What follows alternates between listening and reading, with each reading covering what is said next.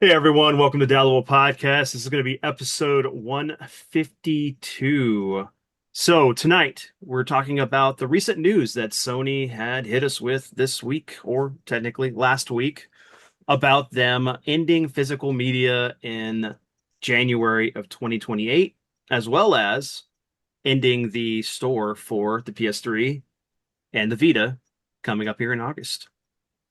So this hit a lot of the community. Was really crazy. But tonight, my guests with me are Owas, Hello. Anthony, Um, Adrian, You? Andrew. Man, I'm sorry. I'll fix this you in got post. you got enough A's in the There's three A's here. So And at through my least life, I've been called Anthony and Adrian at various times too. So yeah, what's up? anyway. So guys, this news has rocked the world as well as the internet. And that's an understatement. There are companies that are reacting to this that are not even in the physical media space, other than maybe they make No. pizzas.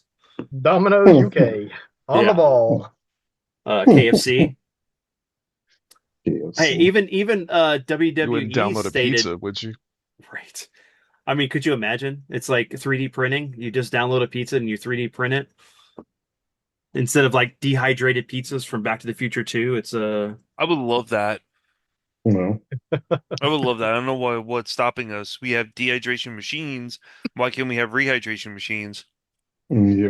Dehydrating it doesn't make it small like it did in the movie. right, or make it larger when you hit it with water. All right. So, um, all jokes aside, what was y'all's reaction to this? I went out in the street and danced. And got hit with tomatoes and pies. No. I mean, Yeah, obviously, yeah, you got to I cut don't think people's anyone mic was when was they say happy stuff about like it. that. Yes. What'd you Oh, sorry, you got to cut people's mics when they say stuff like that. Yes. You can't just let them. You can't just let the podcast get off the rails, man. So I think Yo, first, I think we all need to like we do we all collect physical games? yes, Yes, and that's yes. So yeah, I guess something needs to be said. So obviously we none of us liked it. None of us thought it was a good thing. But as it's not a surprise. It's surprised how they did it and so abruptly, and like there was no lead up to it. And I think the them even saying that, oh, it's January 2028. No, it's the end of December 2027. correct. Mhm. Yes. Hmm. So they are even still putting out like some false hope, I don't know, or whatever. It's like, okay, we're gonna have this long. No, take another month off of that. But then also take into account, no, they're ramping down production now. Like they're already repurposing Yes. space and stuff. So physical production for PlayStation games is going down. Yeah. I I messaged my friend at VGP. I said to him, "Hey, what's going on?" and stuff. And he was just like, "I don't know." He's like, "This is pretty insane." And I said, "Yeah, I agree. I agree." I was like, was I'm not surprised by it. Um, I was more on the lines of like collecting for the Switch and not really buying a lot for PlayStation as much.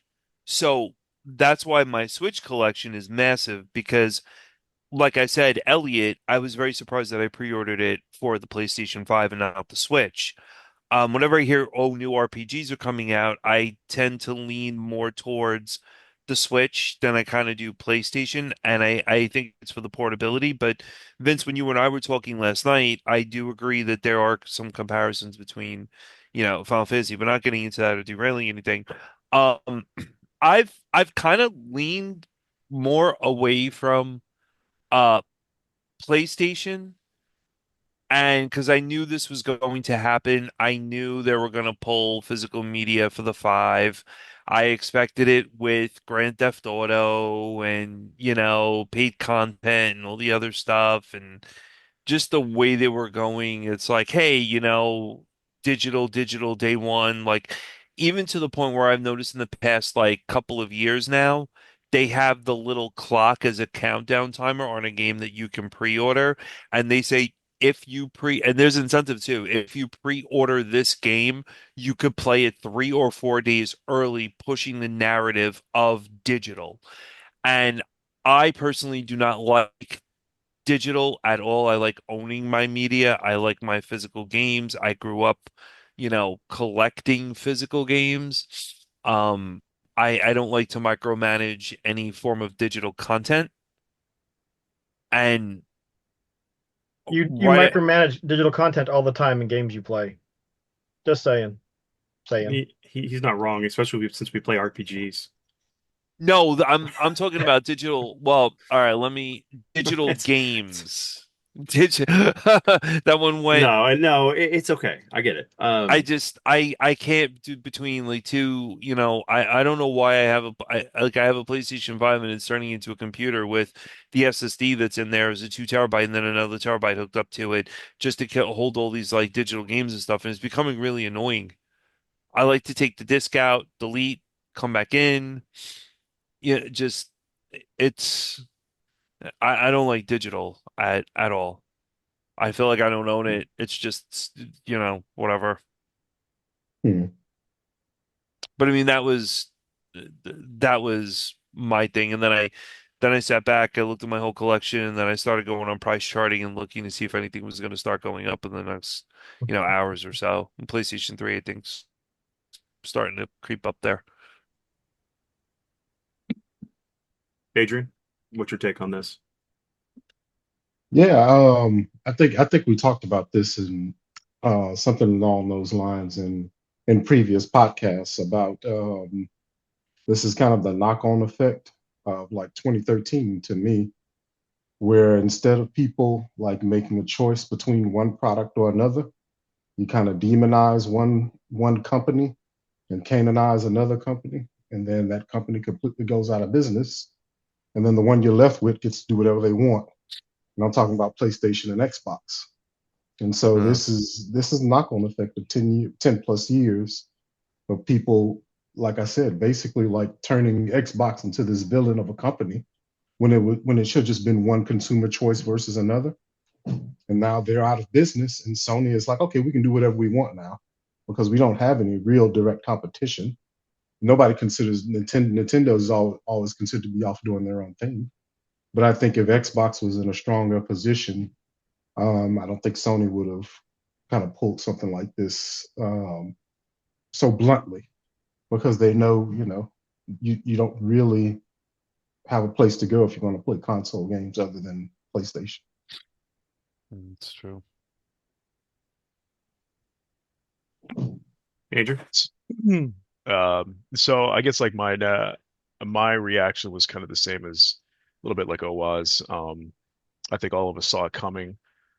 It it was kind of blunted with me, how it directly like made me feel only because I don't know, I just felt like it was going to be a matter of time. Do I like it? No. I do believe that for a while now, it's funny how things are often circular. I think that disc as a physical media was starting to lag behind, the read write speeds of like compact flash.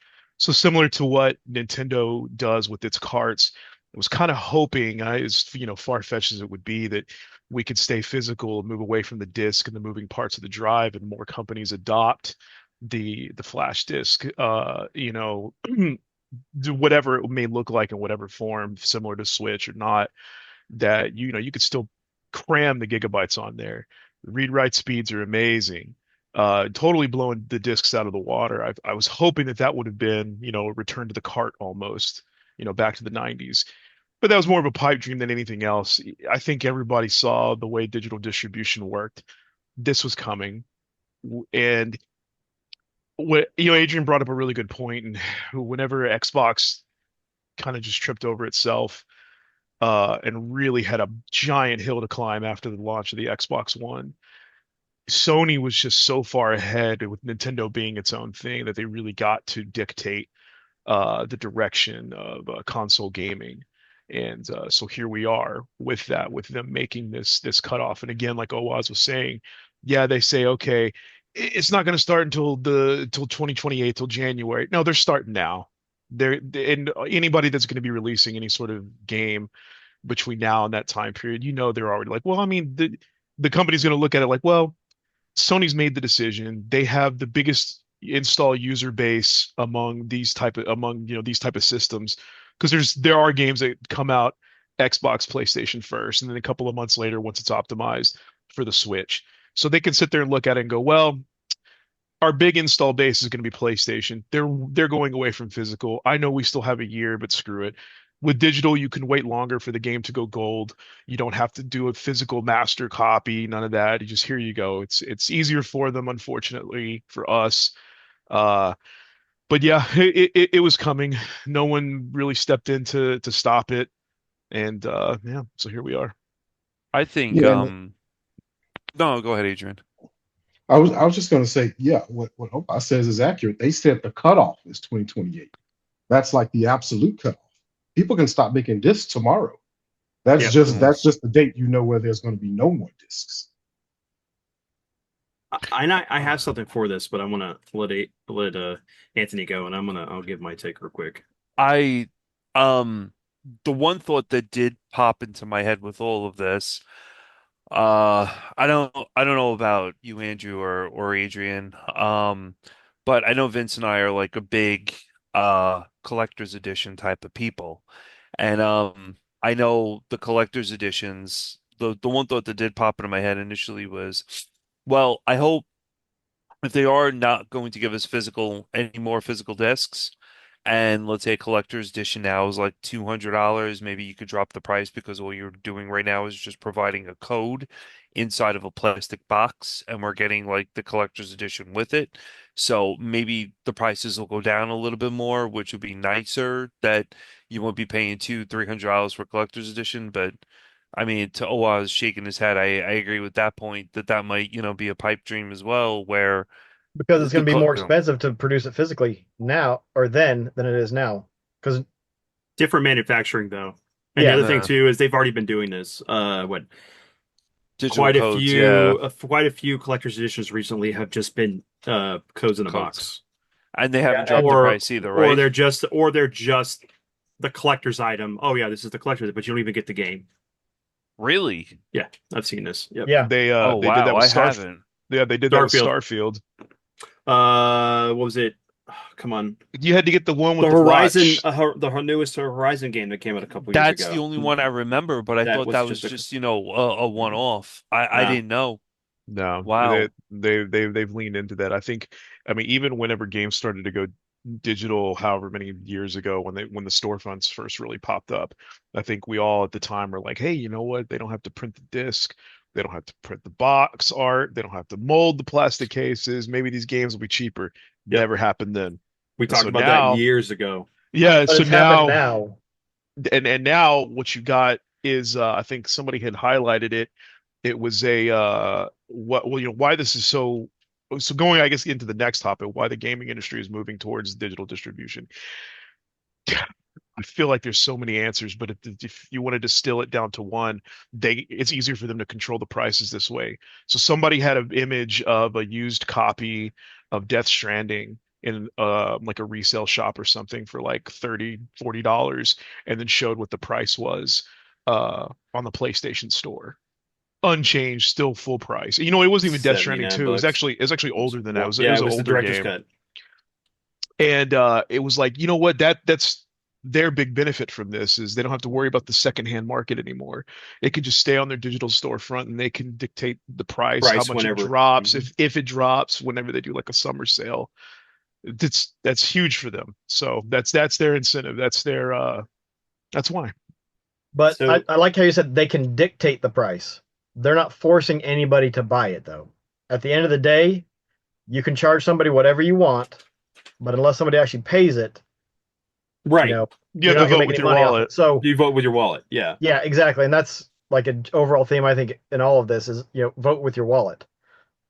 Because so I made a video about it and I was like, cancel your PlayStation subscription, don't buy any games. And if you have to play, disconnect your PlayStation from the network so they don't see that you're doing it, so that numbers drop and money drops. I was gonna push me to the Switch, the Switch 2, to buy like all the RPGs So and the all the big games I buy. so the big thing about this too is that like for me, for one, I wasn't surprised about this. The signs were there, and not only just the fact that we've covered this discussion multiple times here, but the fact that GTA 6 was the biggest red flag. The second flag was the fact that Final Fantasy Revelations was announced, Part 3, no announcement of the collector's edition. Both both when they put the date for when they were releasing Remake and Rebirth, they announced the collector's edition and you could go and pre-order it. You can't do that at all because it hasn't been announced. So they're already doing this. The thing is too, but we've already the biggest problem is too is that Sony handles not just game disc manufacturing. They Yeah. handle movie manufacturing for themselves, for Disney, and multiple different studios. So when they're cutting the discs from that, they're cutting the discs for movies. They're cutting the discs for music. Part of this too is that we decided to go the lazy route with technology changing. Normally, what the process was, a new media format would be created. There would be a shift to that new format. Betamax, VHS, DVD, HD DVDs, the Blu-ray, 4K, but that's still a Blu-ray. We haven't had a new, other than like Nintendo coming out with the game cards. We haven't had a new That's kind of format. just like SD cards. Right, exactly. And you could do that, but you're still limited to what the size of those SD cards are going to be. We don't have a physical format that can hold what these games are going to be now. I can't even imagine what the size of Grand Theft Auto 6 is going to be on my PS5 or my PC and how much of that's going to take up my hard drive. If you only have a terabyte system in your PS5, that may take up half of the freaking drive because we have no clue how large this game's going to be. And Sony and Microsoft and Nintendo have really not figured out a way to house gaming in a way that it used to be in previous consoles. Like you could maybe have 5 or 10 games on your device if you're lucky, Yeah. compared to what it was, back on PS4 and earlier. Because then it was just games on the disc. That's part of it right there. But then the other thing too, bringing back to the segment two, which was, why companies love the digital, it is convenience. It is being able to control the market. They really don't like having digital stuff makes it to where, because in our age, we don't have anything where place where you can sell that digital stuff to somebody else. It is locked into you, and until they pull it or a license gets removed, it's not something they worry about. And then until we have the government or somebody put up something to help protect consumer rights for handling digital media, nothing's going to change. But Yeah, that's going to become a very annoying song and dance with, oh, I want to download GTA. Well, I have to delete these four other games on my PlayStation and then, you know, go ahead and install GTA. I know people that I work with that had the Godzilla game for PS4 and they bought it digitally, they played it, and now it's missing off their PlayStation. Why? Because they lost the rights to sponsor the game. The Godzilla game, that Battle Godzilla game is now gone, and they paid for it. They paid full price for it, and they never got anything back. And that's probably going to be a trend that we're going to see because, like, if Sony loses rights for games, and licensing, what are they going to do? They have no choice but to pull the game. They just did that with the movies recently, like yeah, they're just Terminator Yeah, 2, John That's Wick. a sorry. Go ahead. That's pretty much what it was. I was playing off of what Anthony said. That, yeah, they've done that with the movies Yeah. by That, when they lost those licenses. yeah. The issue with the license, the movies is they don't have a license. Like they get a license to be able to share that movie with you digitally. And so if they don't keep renewing that license, then they can't have those things on their servers to provide for you. That's why that's a licensing issue with the games. It's like that. It's to me, it's similar, but it's not the same. But if I'm not Yeah. mistaken, weren't they pulling those movies from people's libraries like full price? Yes. You paid Yes, for it. This is Yes. yours. And then they pull it like I have so on my 360, I have games that have been delisted. But I still have them. If I plug my 360 in, which I did actually a couple of months ago, and I even took a chance, connected to the internet. It ran an update. I still have those games on there, even though they're no longer listed in the store. I think yep. that's really what was so unprecedented about what Sony had done with those movies. It's like, what are you talking about with the license, Sony? I bought the damn thing from you. Oh, well, no, you didn't. Yeah. Now imagine it Uh, with the game. You pay $80, $100 for like an Yeah. Ultimate Edition game. 10 years from now, they lose that license and you still have it like on one of your other consoles that you got plugged in because they didn't port it forward to a new system. That's $100 you could gone just like that. well, and on top of that, you think about the fact that it's one thing if it was downloaded on your machine. It should technically still be able to be played and be there, unless your hard drive dies or something like that. You just would never be able to re-download it, but it should be there. It's kind of like the whole PT demo, Yeah, it's right? PT, but for paid For everything. for Yeah, for paid paid movies. content. Yeah. Then Yeah. once it hits games where they pull it from your library, that's when I think that people that are kind of reacting with malaise towards this now, then they'll jump up. Hey, well, wait a minute, man. I paid $80 for that. Well, yeah, It's too too late. They bad. Yeah. did they did Too get late. sued. They did get sued for the movies. Like But there's a lawsuit out and it's a large lawsuit and Sony knows they did wrong and they were going to pay it. I don't think Sony. I don't think that lawsuit's going to go I anywhere think because if Sony they're doesn't gonna have settle. the rights to it, they Yeah. don't have the rights to it. Especially if it's a streaming service. Like that's the thing. That's the difference, right? Back on the Yeah. old days, you could purchase a movie on the PlayStation Store, download it to your system, and you had it.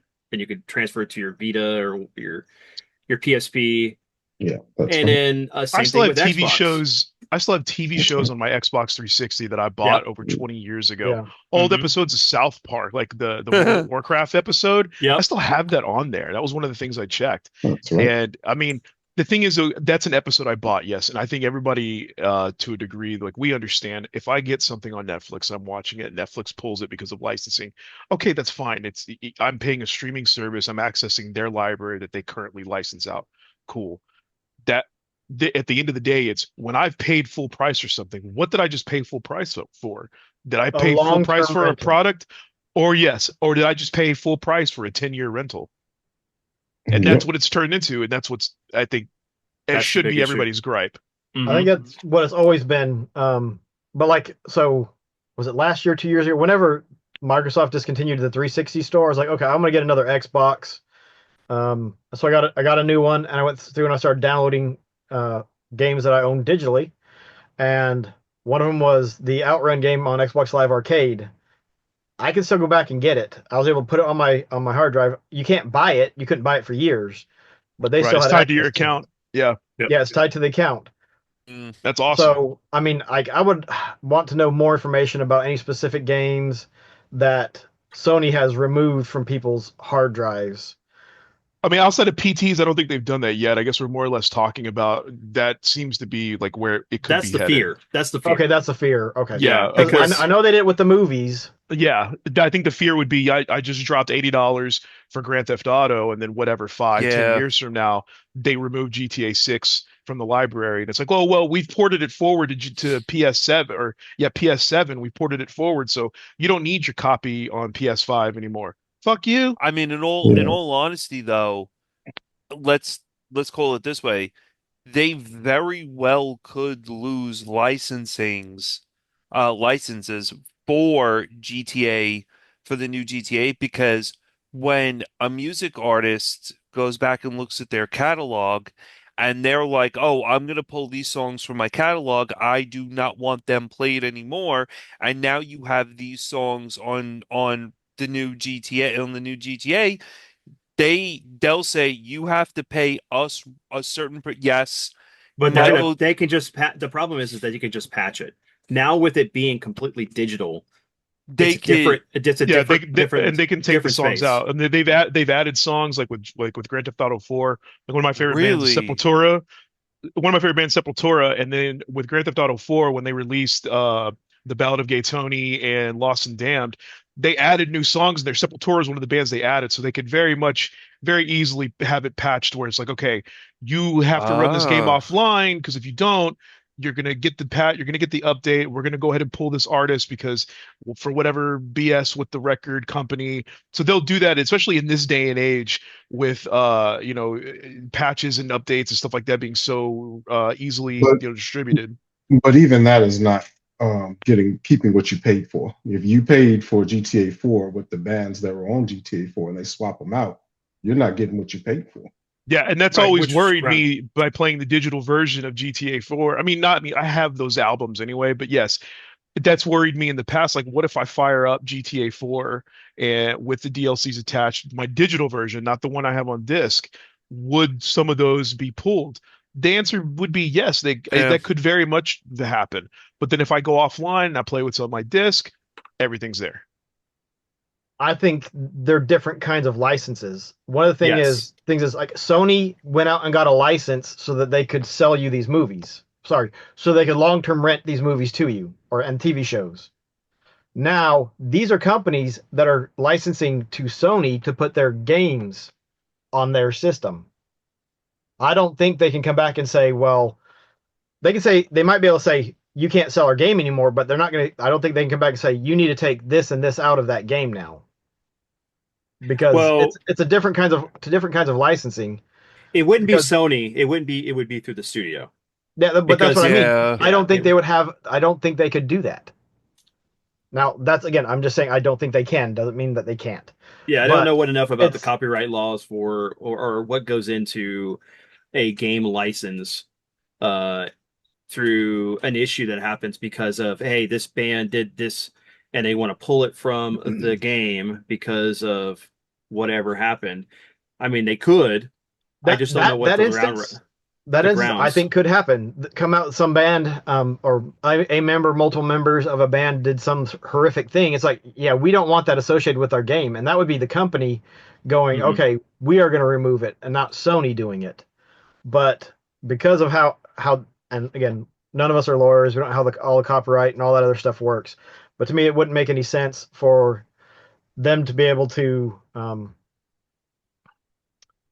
go out and pull music and stuff from a game that's already in existence. And I don't know, maybe there's instances that has been The done. closest thing I can think of are remakes, like the Tony Hawk 1 and Yes. 2 and 3 and 4 that Crazy have come out. Taxi. Yeah, they've Yeah. Crazy lost Taxi. music licenses over the years, so when they do the remakes, They a don't want to couple of pay the artists are to missing. renew them. Yeah. And I mean, Crazy Or they don't Taxi even have the without rights Offspring and anymore. Bad Religion, it's not the same. It's not the same. Yeah. Oh yeah, it would be completely different. Well, like what was it? Scott Pilgrim versus the World. That Oh, got yeah. pulled for a period of time. I don't remember Hmm. what it was, but it got pulled off the store. And it was digital only, and it It wasn't was until when they re-released it licensing. later that they they got the rights to the physical edition. Limited Run got that part. But that's another aspect of this too, is the fact that there's other companies that rely on Sony to manufacture these discs for their company base for making uh physical games. You know what? Limited Run for one. Oh come on, the VGP. There's quite a few of them that are out Strictly there that. Limited, Platinum Edition. Mhm. Play Asia. So what's going to happen? What when Sony cuts this? How are they going to get disc manufactured? Because they have to go through Sony to manufacture the games. They won't. Doesn't matter, man. I They think don't they do have what one. they want. I think Yeah. they do Yeah. what they want ultimately. So that Like I they guess that goes into even the. Oh, sorry, Adrian. Go ahead. the let's just say they have there's even lawsuits out now. Well, I don't know. I heard something about a lawsuit out a while ago uh, along the verbiage that they use in the stores now. Like they can't put purchase or buy in a digital store. Like I think Sony was one of the ones that was doing this. They have to put the word get. So when you click on a game to buy it, It says get, they swapped the word buyout with get, because now it's just a license. Oh, It's like what you were saying. It's just like you're just buying a 20-year license for the game or whatever. yeah. yeah. So now it's just a 20-year rental. So we can't even get them to be honest in the verbiage anymore. It seems like they can just kind of do whatever they want with Yeah. that kind of stuff. And okay, I did a quick look on ChatGPT about removing music from games, and I was totally wrong. Often, when a game uses a licensed song, the developer usually pays for the rights for a specific period of time, for example, 5 to 10 years. When the agreement expires, the publisher can renew the license, often expensive, replace the song, remove the song entirely, delist the game from sale if music is too deeply integrated.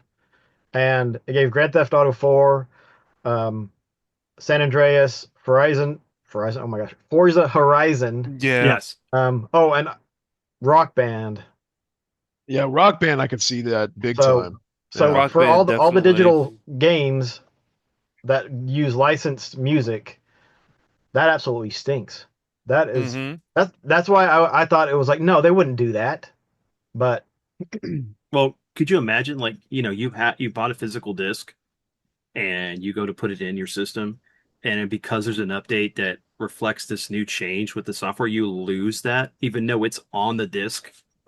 yeah, Yeah, but That it would- hasn't even. I remember when the first time I encountered this was Destiny on like the PS4 era. That was one of the first discs that I remember having where the game wasn't on there, and I Oh, remember yeah, like, yeah. oh no, this can't be a good trend.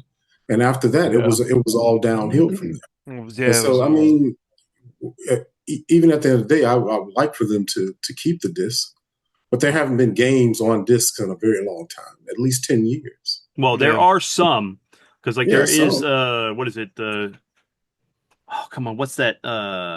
Where they check the disc to see if there's the game's fully on there. There's actually a couple. There's a website and showed a it. Oh, in Owas. was it does it play? Yeah, does it play? Yeah, The one that we because Sam like and I Metal talked Gear about. Delta is fully on there, but First Light is not on the disc. And in anywhere you get it, it's digital. Other than like if you have the disc, it just kind of has that virtual Yeah, I DRM think to be able to play it. the overwhelming majority they're not on the disc. So this is kind of a Okay. battle that we're fighting 10 years too late almost. Oh yeah, we are. It should have been like, hey, why aren't the games on these discs, in 2013, 2014 era when they first started doing them? But But it goes now, into the topic of the future of physical game collecting. I think it's here. You're It gonna is. have those game. You're gonna have those games that play, that are on the disc, and you're gonna have a ton that aren't.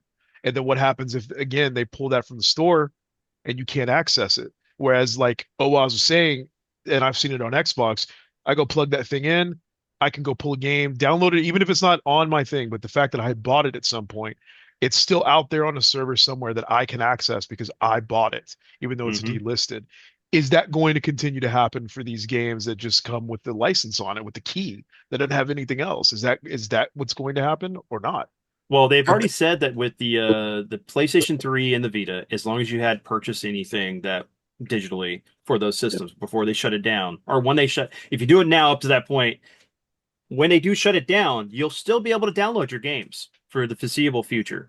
Oh, that's So not bad. if that's the indication, then that's a good possibility of something that we could look forward to, but we don't know because if they can't handle the license for movies that people have purchased through their streaming service or digital service, how are they going to handle games?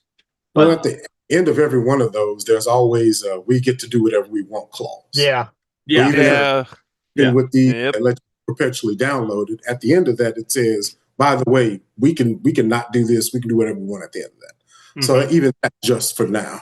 Like yeah. as long But I think back to what you were saying, Vince.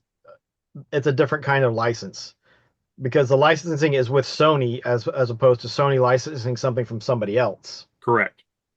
And so I did a quick look on Does It Play, talking about when this started happening. And I just looked, okay, at 360 games, there's only 2 pages. All of them, except for, looks like Call of Duty Black Ops, which I don't know when that was released. Sorry, Black Ops 3. That one has no offline play, so obviously it needs a download required. So it started happening in the 7th gen. So Oh, that wow. was the time to start pushing back. And I thought it was great once we could install games to the hard drive, and we got faster loading times. But it's also great because didn't have to do that, and now you have to download or install the game. I mean, you have to install the game before you can even play it if you have a disc. Even if the game is on the disc, you still have to install it now. Hmm. And oftentimes, what you have on the disc, even if it's playable, usually it's buggy. Yeah, it's pre-release kind of. It's like, hey, this is the safe bet of what we got. It's playable, but it has issues. It hasn't It had meets the probably minimum requirements of a playable game. yeah. Yeah. Let them put it in and download the day one patch. That's 25 Yep. gigs. Hey, we're Microsoft now. We're gonna have our consumers be our beta testers for everything that we mean release. test? Oh, We only that's yeah. we only test in production Everybody. and send out things that aren't code complete. Yeah. Yeah. Yep. So Hey, but people are willing to pay to be beta testers. So why would we pay people Why to test the change? game when there are people willing to pay us to test the game? Yep. So here's the question now.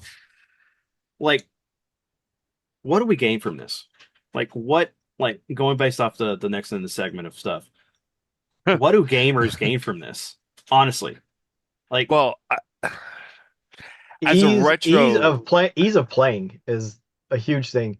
And not only that, something I read with GTA 6 is you are going to be able to start downloading it before the game releases. Yeah, preloads. preloads, So- yeah, I mean, It's been So around for a minute. you're not even gonna you don't have to go anywhere to pick it up and buy it. You stay at home, you download it. I don't know what they're gonna do a week or two before it releases, and then as soon as it releases, you're up and playing. Like as soon as it hits 12:01, you're not standing in line at the store hanging Yeah. out with your buddies. You're at home chatting with your buddies, all online, talking about the experiences you're having. The instant it clicks over to 12:01 and that license goes live. I'd All rather be at the store. I would argue that this is stuff that that we've had for a long time. With this recent change, we don't actually gain anything with them getting rid of discs right now. We don't actually gain anything from that. We No. don't. We gain nothing from We it. gain the knowledge that we can't own it.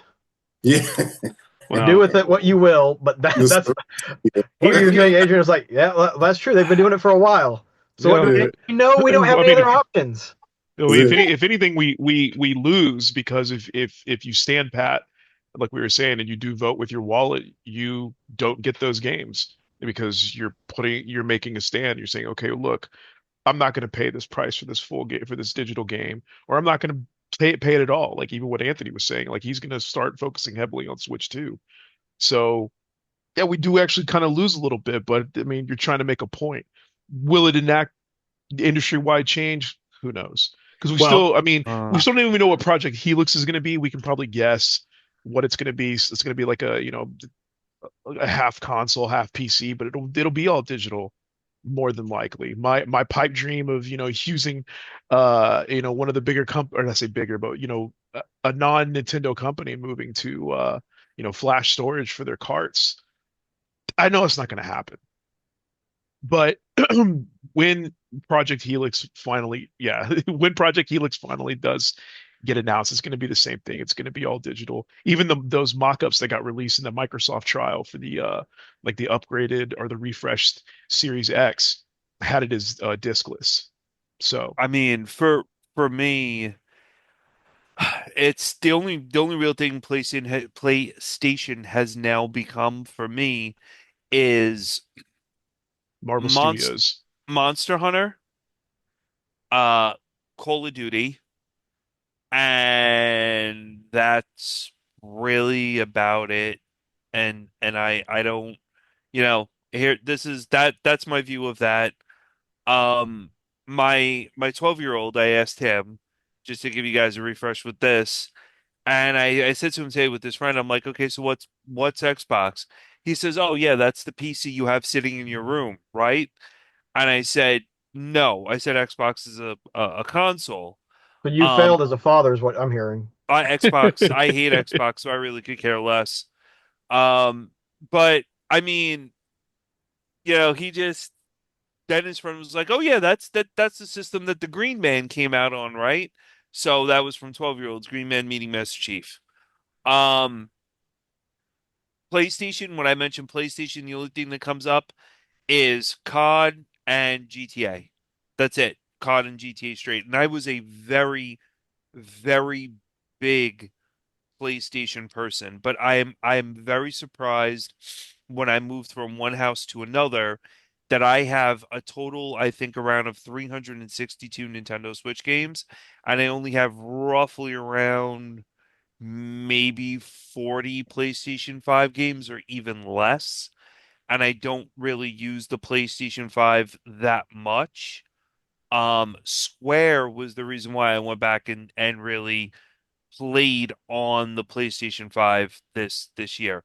Other than that, I I haven't turned it on much, and it's been really like I even find myself buying digital and like some digital games. I bought Crimson Desert and I played it for 5 minutes and they gave me a refund on it, and that was it. And then I used the refund for uh something else. But it it really, I think what's going to happen with all of this is that we're going to have our digital games, and these systems are going to need to have larger storage and external storage. One of the questions that came to mind was, can we buy a portable array and hook up a portable array with SSDs into a PlayStation and have like the PlayStation read off of like those many drives, and it can't, yeah, it But can't. can't you already expand the storage on the PS5? And I know you can on the Xbox Series. You can, Oh, yeah, but So only you to a can, certain amount. but you're limited to like I think Two two to terabyte. two. but you No, can you buy can do four. multiples of You them. can do You could do four. no. You can do four. There's a one out 4 GB terabyte RAM out there. Yeah, but look how much money it is. Well, that's the prop. Well, That's the especially problem. now. Yeah. But is it worth it to you to not have to re-download a game? That's one of That's why the the you say company's that's one of the losing. benefits. That's how the company's looking at it too. They're like, well, you can just download it and delete it. Yeah, They don't care about the prices. I mean, they're having to pay them on their end to manufacture it. So they're yeah, like, well, if we have to do it, you have to do it as well. Not saying it's right. That's how they're looking at it. yeah. And okay, one thing that we gain from this, we don't have to worry about the decay of physical games. We don't have to worry about a flood, a fire, or theft, or anything. As long as our accounts are in good standing, we have access to all of, well, we'll say most of the digital games that we have long-term rented. Long-term rental, yeah. I That, I will that's a positive. So I will add one silver too lining. that we don't necessarily need to pre-order shit anymore. Yep. We That's been the case. you don't have to pre-order anything anymore, and Okay, so look, that's the here's my biggest message to because remember, game companies really rely on those pre-orders, Oh, digital, physical. let me hit you with this dystopia real quick because I've been playing Cyberpunk. I Go would ahead. not put it past the company right now to introduce digital scarcity.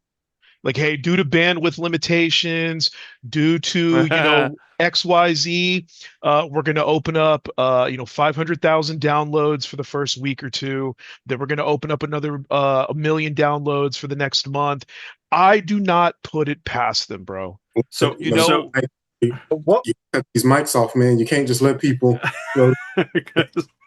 can't give them ideas. Can't give them ideas. Yeah, But what would that benefit a company for a digital product outside FOMO, outside of FOMO. stress testing a server, which they already do?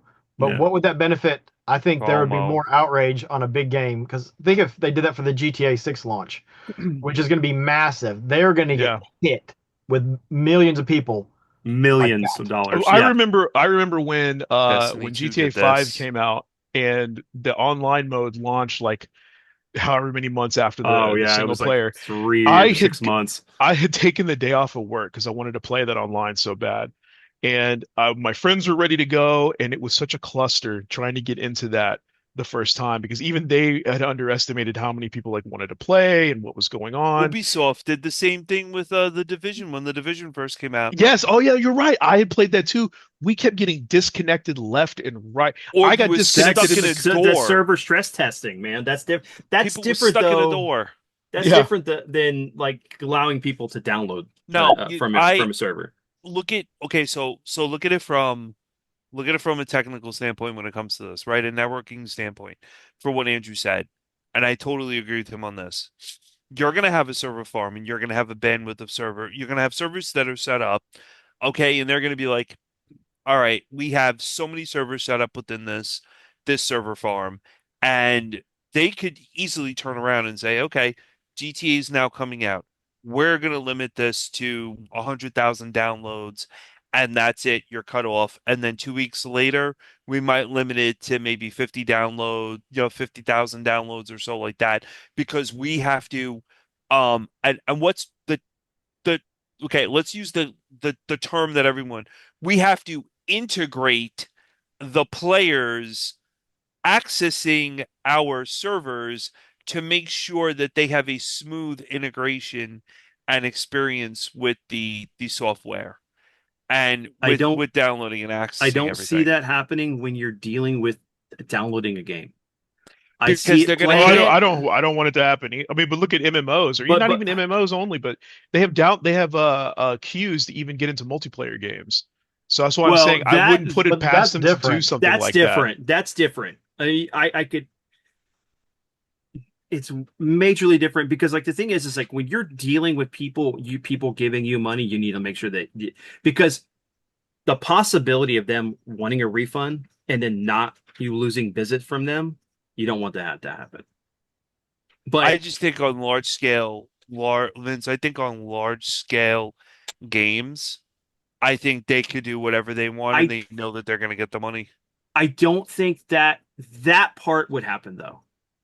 We're already like 10 years into this whole like process. They can't go, oh, we're testing this like because people download games all the time with no problems. So they're not going to Yeah. go and make artificially make this scarcity to get people to buy. They're going to buy or not.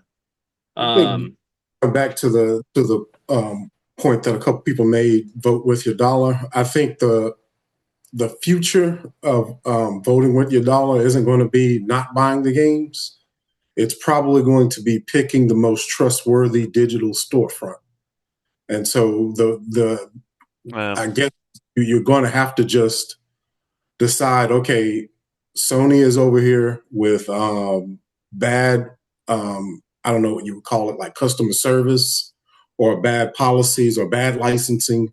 So we should go over to this other digital store and purchase from them. And hopefully, and maybe that'll keep them, on the right track. But I think that would be the more practical choice than just, okay, nobody's going to buy games at all anymore. I think that's a hard sell for most people versus, hey, Sony's digital store is trash. Maybe people just buy it from Steam or something else. I'm Yeah, just gonna And go. especially I'm with gonna. the way that it's going now, I think these will be the last consoles. I think their yeah, goal is to turn every smart TV into access your PlayStation app on your smart TV, access your Xbox app, you could your do Epic that Game now. Store app, but with Yeah. exactly. zero consoles. So you go buy your Bluetooth controller, you sync it up to your TV, you have no console, and you're just streaming the games. And like what Adrian's saying, Minimalist. you could, if you're lucky, you'll have enough storefronts where you can hop between them. But if there's collusion and these people want to, Yeah. work together, well, then you're screwed. And Yeah. Mhm. your Bluetooth controller to your TV, it's all you got to show for it. I mean, I just got a new Samsung. When I moved, I got the what is it, the 75-inch Samsung OLED in the living room. And as I turned it on and it has the game Game center built, Pass. yeah, Game Yeah, Pass Game built Pass. right into it. And Yeah. it said, and what's crazy too is it noticed that I had a Bluetooth controller and it said, oh, set up your 8-bit duo Bluetooth controller and you could play all these games like right off the TV. Yeah. And I was like, all right, whatever. So I signed in and my whole PC progress from Monster Hunter is on the TV in the living room. And I'm sitting there playing it, and my wife's like, "Don't you have a room for this?" And I'm like, "Yeah, but now I can play in the living room, and it's seamless. I don't care." Yeah, it's that. That's the convenience. What That is the happens thing if that's going to get That's people how into it. that's how they get them. Yeah. That's how what they're going to happens if get you. Sony? What happens if Sony just creates a like a Steam machine, a Steam box, whatever, and You they mean a call it, PS6? No. yeah, a PS6, like a Steam box, only better, and they just have their digital storefront on it, and that's it. And they're like, here you go, here's your digital So storefront. I don't even, that's what I'm saying. I They don't even think they have to go that far and waste the money and just put an app on a freaking TV. You go load up your little Roku TV you got on Black Friday at Walmart for $500 and you got the PS Yeah, app on there. You go sign in, boom, there's all your progress. yeah, that makes Console sense. be damned, you know? And that's But why I think like you going back to the topic list, the impact for GameStop, Walmart, Best Buy, Target, and all of them. If you're not a big box retailer like Target, Best Buy, and Walmart, the impact for you, there's going to be some because you're not going to have those games on the shelves. You'll still be selling some accessories. You'll be selling, gift cards and what's it called? V-Bucks for Fortnite. You'll be selling stuff like that. But your TVs, you'll have to re-advertise them as not only your entertainment all in one, but yeah, you can play PlayStation on these TVs now. You can play Xbox. You can log into Nintendo on them. Eventually that'll happen. So that will be their sort of impact. GameStop, I don't think will be around in the next 5 years.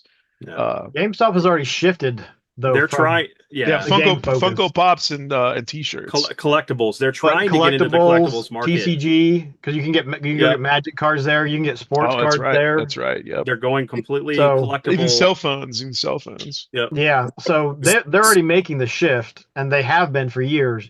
Like you said, maybe they won't be around, maybe they will. It just depends on how well they pull it off and how well they can, keep customers happy. I mean, unless you don't have any other option, like I don't even know why you would go to GameStop. So I only go for toys. That's all I go Yep. because they have stuff there. You don't even want to go there for TCG because look what they're doing to the Pokemon stuff. Like the newest Oh, Pokemon 30 stuff is like it's like they're selling it as scalpers. It's yeah. ridiculous. Okay, so I like to try to be the loyal opposition often. Okay, Oh, that's true. but could that be a good thing? Because then scalpers won't buy it, and which means the people that actually want it will be able to get it in store. No, because you're going to have long-term guys that go in and say, you know what, this is an investment. I'm going to buy it at the price it is and sit on it, and then they'll sell it for later. If it's not a scalper, it's a reseller. There's people out there that will do that, and we already know that within the game market because the guys will go in and they'll buy like 20 games that they'll sit on and then watch the price just inflate, and Yeah. then they sell it at the market they want it at the price they But want it at. again, is that the fault of people buying it? Sorry, of the scalpers, resellers buying it, or of the people being, and this will totally give away my point of view, being stupid enough to pay that for that down the road? I mean, it's the problem is that we know that GameStop as a retailer is getting more product than your mom and pop card shop. So Well, they'll just sit on it. Yeah. well, I don't think GameStop's going to sit on it. Well, no, yeah, because look at it. Remember, we already know that they're trying to buy eBay. They've already made multiple That was a offers. joke. That was a joke bid. I don't No, think that was serious. No, I think it's serious. No, I think that it's was serious it's real because- serious. It's I think serious. Yes. That was Yes. serious. Yes, Yes. that was serious. There was also something With recently what where capital? I don't know. Exactly. You get investors to come in and be like, "Oh, hey, help us buy it." Yep. You get You don't return actually on- have to do it on on your own. investment. And then they could raise the percent. Like, you buy a retro game on eBay for $30, $40, and they're charging you even more they'll make even more money or raise the price of whatever cut that they get. Now that retro game that was $30 or $40 now it goes to 60, 70, or 80 because they're being greedy SOBs and they want more money and they raise the price of whatever they're going to take. And You now mean just that like the raises- resellers. Yeah, but they're basically they saw what the resellers are doing and like we want to do it and we need a platform, so we're going to use eBay as the platform, and this is what it is. They will print money Yeah, on the Pokemon cards. but this goes back to what I think is the underlying problem with all collections, and once investors get in there, it's people pay it. Yes. Mhm. This is nothing that is a necessity. This is nothing that will, it's life or death. None of this is life or death. This is all excess income, and far too many people are going to debt to buy this stuff anyways. But it's nothing that has to be bought. We have the power, but we keep handing it over to the corporations by buying their crap at the price they put it, and the resellers. See, Owas and I know someone that we were talking to, And it's a very good point that he brings that up because this person turned around and said, well, I'm going to refinance and I'm going to buy Kikyo Flying Squadron for Sega CD because I have to have a complete set. I want that game. That game is justified at that price. Now, you're paying the price of what people are asking for that game and keeping the price of the game that high. Yeah, because you're creating a new standard or benchmark for the price of it. Exactly, which is essentially what they're going to do with all these digital games. You're eliminating the third party market of selling games for cheaper. And hey, listen, I could walk in a GameStop and get Days Gone for $12. I can go on PlayStation if I don't have the PlayStation Plus, and I have to buy it for what, 60 or 40 or whatever the hell it is. Most games don't really even go on sale anymore, and the games that do go on sale are kind of garbage. The Well, only they do go on sale. The thing is that right now we're at it was brought up earlier. We're at a point right now that there is no competition for Sony. yeah, Once they do this, and once Microsoft dies, there is no competition for them within the console sphere. Because Nintendo's going to do Nintendo. They're always going to do Nintendo. And, that's where like another part this aspect is that PC gaming has been digital for better almost than 15 years. yeah, And that started back in what, 2003 with the launch of Steam Yeah. or 2004. And so Half-Life, Half 2 was, Half-Life 2. Yep, Half-Life yeah, 2. Half-Life 2. When I Orange bought box. when I and I bought was that like, well, before Orange Box, I bought Yeah, I had half I had Steam on Windows XP. yeah, yeah. Yeah, And years. but the one thing about Steam is, and this is where like I think this is where I'm gonna go, because I'm always gonna modern game. I'm a gamer. I don't just retro game. I like to play games. I want to experience stories and experience worlds, It things seems like like a that. slogan you find on a shirt at Right? It Walmart. is, right? So I'm just gonna move to Steam. Yeah. And Steam has a good track record with their stuff. Like everything I've ever bought is still on there and I could still download it. They have Steam sales quarterly.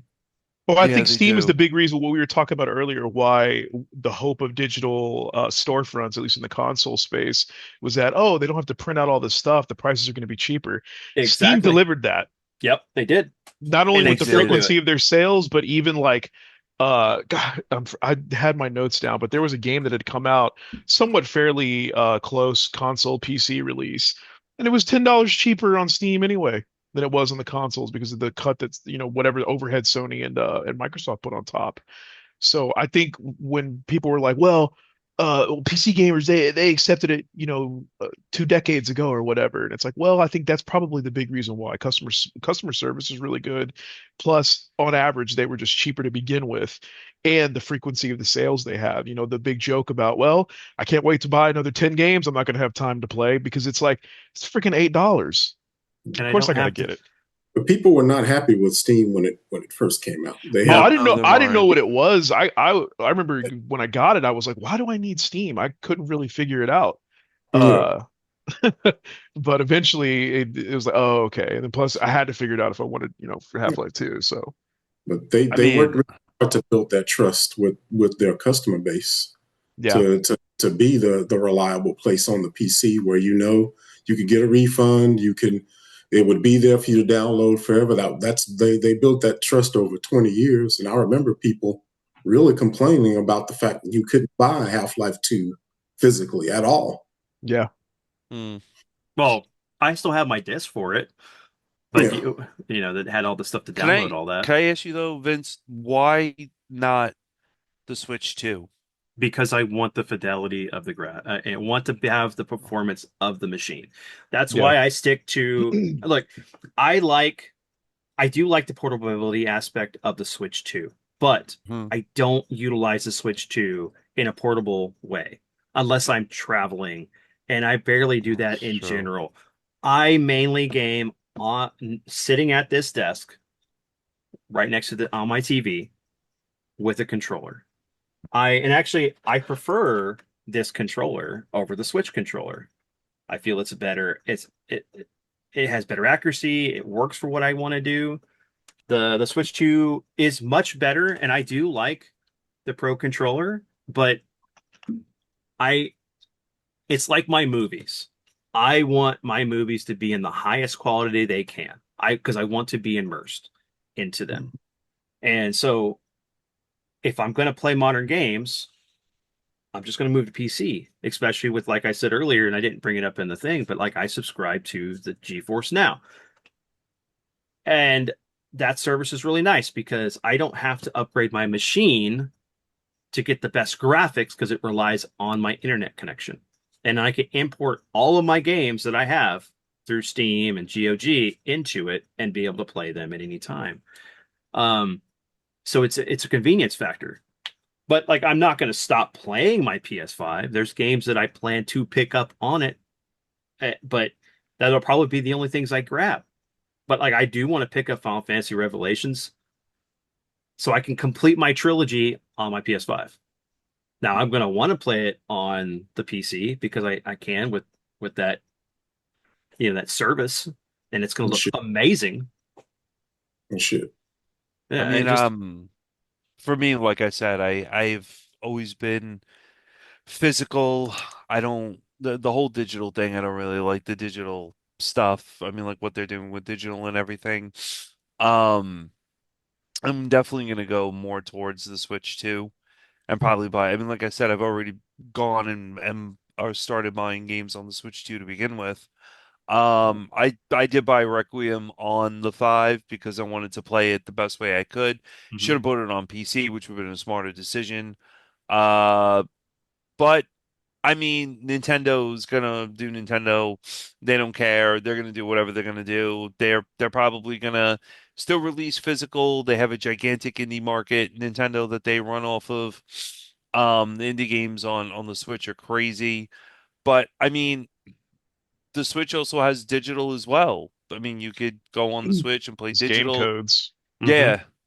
So it really, I mean, it is what it is. But at this point, for me, buying physical will probably be more of the Switch. So that's another aspect of it is that on PC I can play online with my friends and not have to pay for a subscription service to be able to do that. And on top of that, like I because I'm spending what 120 on PlayStation and then like whatever Xbox's thing is, like now that I'm not doing any of that, I don't have to worry about it. Plus having like I know that with Steam I'm gonna have more options Yeah. and better sales and games are gonna look great. Like if you want to test it out, go pick up like whenever the next Steam sale is, go pick up Final Fantasy remake or Oh It's rebirth yeah. happening right and, now. and play it on your PC and you tell me the difference between that and playing it on Switch 2 and you'll know Oh why. yeah. That's leaps and bounds. Yeah. So Yeah, leaps and bounds. Yeah, like I told you last year, Vince, I traded in all of my consoles except for and then I bought the Switch 2 and I'm just PC and Switch 2 now because I divested from both those consoles because of all the shenanigans that they were up to. And so all of this was like we were saying at the top, all this was kind of inevitable, I think. Yeah. yeah. Yeah. It totally was. I think what was it? We were just talking about it. I think that whenever it got to the point where like I started noticing that they were kind of shaping the game publishers, that is, were shaping the market by having certain games come out that were okay, now it's digital only for this particular title. And it wasn't all the time, it wasn't a whole bunch of them, but I think that really was like, okay, if you weren't already accepting that this was going to happen, now it's like you have to, because they were already testing the waters by having these games come out. Some of these AAA games come out, and it's like, no, this is digital only. There's not going to be a physical one, or the physical one will come later in a staggered Yes. release. There's been quite a So few of those lately yeah, that have the staggered releases. So I think going back to some of the topics we got, I think really the physical ownership, the digital ownership, yes, it makes it easier. I also love being able to pick up and play across different devices. Uh, like I remember just for shits, I had bought Gears of War, the latest remaster on the Xbox app on my PC, and got to play it with the PC features while my friend was on Xbox, and we played together, and it was awesome. And then I just wanted to see what it was like, so then I downloaded it. And I did the same thing actually with Doom Eternal, or Doom Dark Ages. Hmm. Downloaded it because I had Game Pass at the time. I downloaded that one off of Game Pass just to test the difference between that and my PC. I was like, oh, this is so cool. My PC is doing really well. But especially with Gears, I didn't have Game Pass at that time. But my purchase was there because it went through the Microsoft Store, and I downloaded it onto my Xbox, and it actually had my cloud save. So some cool stuff like that. But yeah, Play nothing's Anywhere gonna. is neat. Yeah, yeah, Play Anywhere is really cool. I still think that they obviously could do a hybrid of that with physical games. Like you buy your physical game, once you do your check-in on your console, your PC or whatever, you do that online check-in, then it's like, okay, then whatever other handheld device, whatever the other devices you have, you sign into that store, then you can pick up right where you left off. And if somebody were to go to your home system and turn it on and try to play, then it would cut you off. It'd be some safeguards like that that they could put in place. And nothing's ever going to beat, especially for our ages, nothing's ever going to beat that feeling coming back from the toy store with the game in your hand and reading the back of it. I remember my mom used to never let me open them in the car. I'd read the back of the game like 20 times before I made it home, just because I could not wait. I had it in my hands. It was glorious. Of course, I'm weird, so whenever I did get home and I got to open the game, I would smell the game inside because I I liked was the just way the about to say plastic I used smell. to sniff the clamshells of the Yes. Genesis games. You And still that's sniff them. I do. oh I yeah, yeah. do. I never get that. I don't get that at all. So, I mean, all that, despite whether you're smelling them or not, the feel of it and owning it, displaying it on the shelf, that's all going to go away. Yeah. Yeah, You'll have I digital get with the shelves. the reading the stuff and looking at the pictures and stuff while you're sitting in the car, because that's what you did. But I mean, your mind got to drift into what you're about to get into, Oh yeah. and like there's no experience like that currently. Nope. Well, back then too, you just popped it in and it Well, you get played. to read the store page before the game comes out. Right, Yeah, right. I can go read the Uh, GTA 6 store page for the next couple of months. I mean, how many times, Andrew, I'd come to school with a manual from a new game that I just got that I didn't get to play that Oh night my before God, and be like, yes. So it's Vince like, would get the game, and before he could play it, he would bring the booklet to school. So we'd be there at lunch and be like, "Yeah, look what I just got," and he'd have the booklet. Of course, we'd be reading it and passing it around, and yeah. And it sounds stupid, but at the time, I mean, hell, I'm pretty nostalgic for it. It was cool. I liked mhm. it. I remember every now and then going to Blockbuster as a kid, and Yep. very rarely I would get a game, and sometimes the booklet would still be in there, and I'd be like, "Oh wow!" And what I used to do is because I'm gonna take well, this, return it no, no, without no. looking. I didn't do that. What I did was because I was one of the very few people that had like internet at the time in the early 90s. I would actually get cheat codes and I'd write them in there and I'd put them in the book for like another kid to have. So that way when they go rent the game, hey, well, this guy had internet and he'd have cheat codes in there to see. That's what my little gift was. But then of course I found out later on what they would do is if they would take the booklets out and throw them in the trash. And if one ever got out there and they didn't catch it, they would eventually catch it, throw it away Yeah. anyway. that must have been a local thing because the places I rented from when I was a kid, um, Oh, the like mom and pop shops kept them, but like the big ones Yeah, like they did. Blockbuster oh, and Hollywood Video, they chunked them. In okay, fact, I didn't. when I went to go get so when Zone of the Enders came out, I had no okay, I know Vince, you like it. I had Oh what nothing to yeah, do with Zone of ZOE. the Enders. I wanted the Metal Gear Solid demo that came with that. That's all I cared about. So I went to Hollywood Video and the guys were like, "Oh yeah, no, there was another disc in the game, but we threw everything in the trash." I'm like, "What the fuck?" And I went to go dumpster dive to go try to get one of those discs. He's like, yeah, well, we throw the booklets, anything extra that's not the game, we just throw it away. And so they had a dumpster full of Metal Gear Solid 2 demo discs in there. But this was right when a Quiznos had opened up, so there was a bunch of food trash in there as well. And it was like, well, how bad do I want this? And you know what my honest to God thought was? I'm like, you know what? Vince got Zone of the Enders. I'll just borrow the demo from him. You did. I ain't going head first, no Quiznos trash, bro. No, Although I never. did consider, I was up on the railing, like considering it, but I didn't dive in. He is at the No, top of the I ropes. never. I was like, man, Vince has got it, bro. Just borrow the damn thing from him when he gets done. I never brought. I mean, there were games I never brought back to Blockbuster that I have now still. I mean, yeah, yeah, there's That means games. never leave Satan alone with your collection if you have him over. Listen, I can't listen. I really can't complain because one of the games it's a good Nintendo game, but I I thought you were going to mean, say you. Oh well, you can't deny that. I That's where I mean, thought it was going to.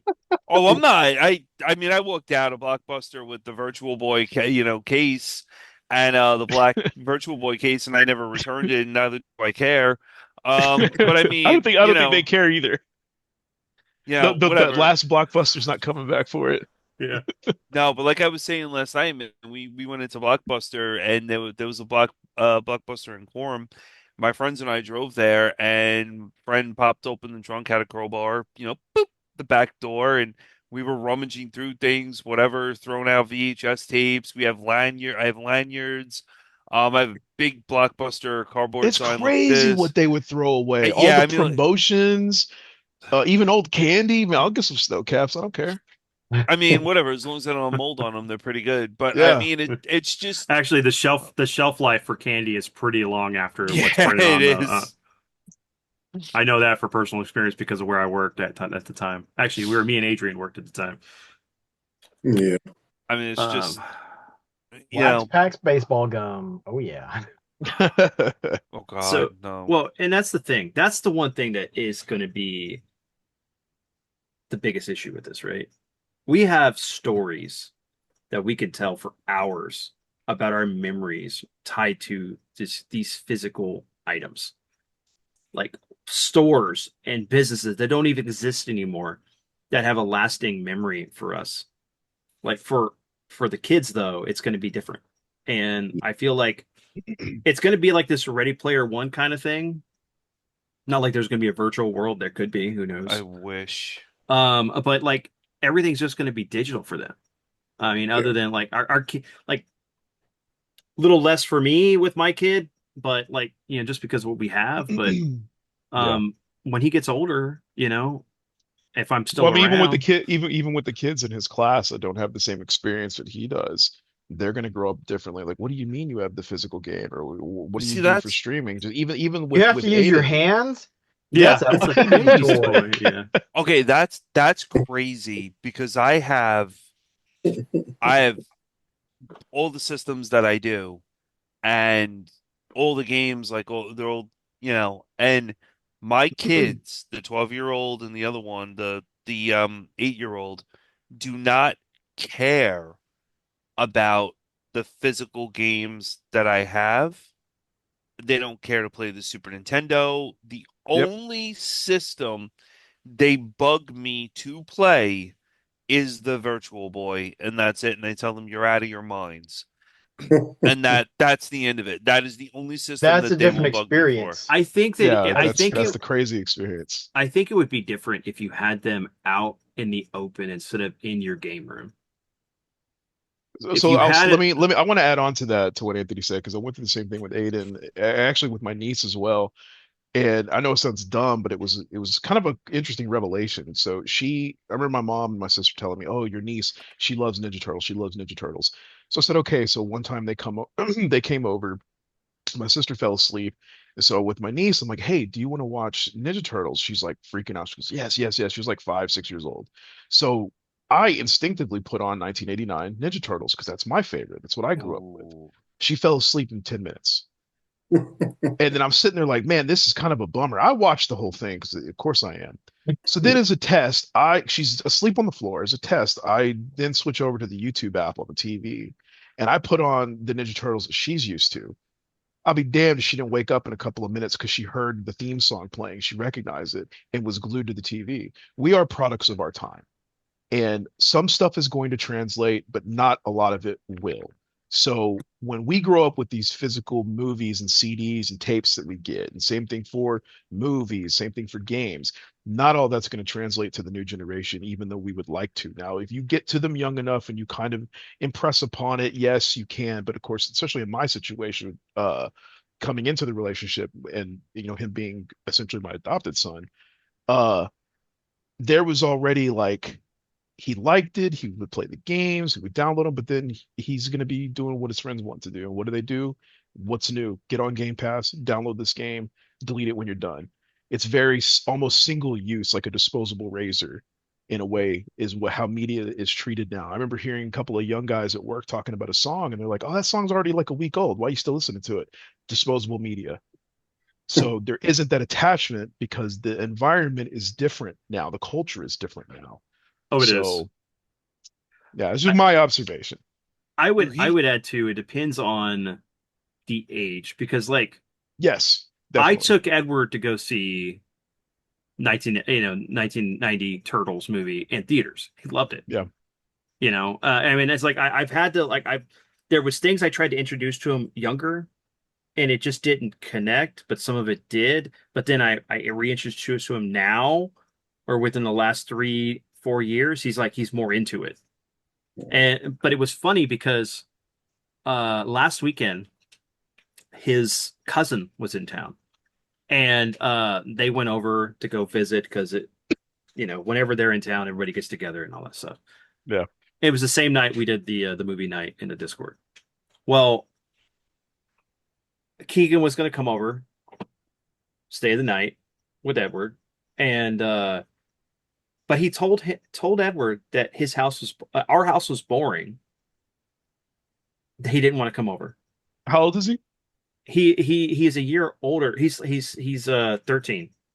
And I'm like, He's a year older than Edward.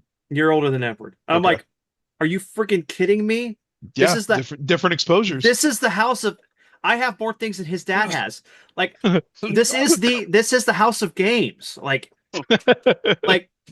I made the thing as the comment. I was like, there is probably no kid in your school who has a parent or an uncle or a sibling that has anywhere close to the collection of stuff I have, or some of the people I know.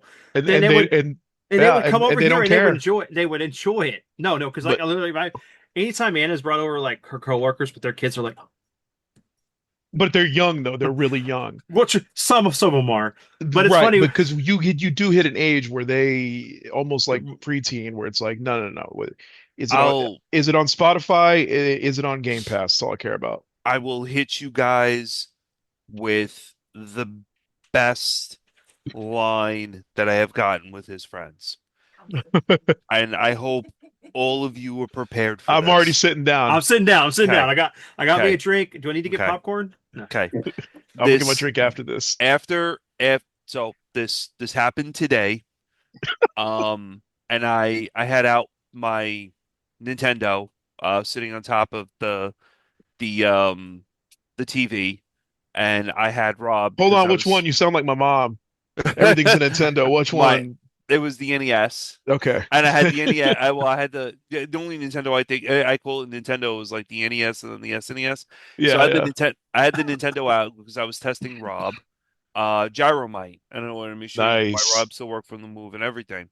So I had my Power Glove out and my Titan Punch out, and I was doing this or whatever. His friends come in, and they're like age range between 12 and 14. Owas is getting set up for this. I can see this.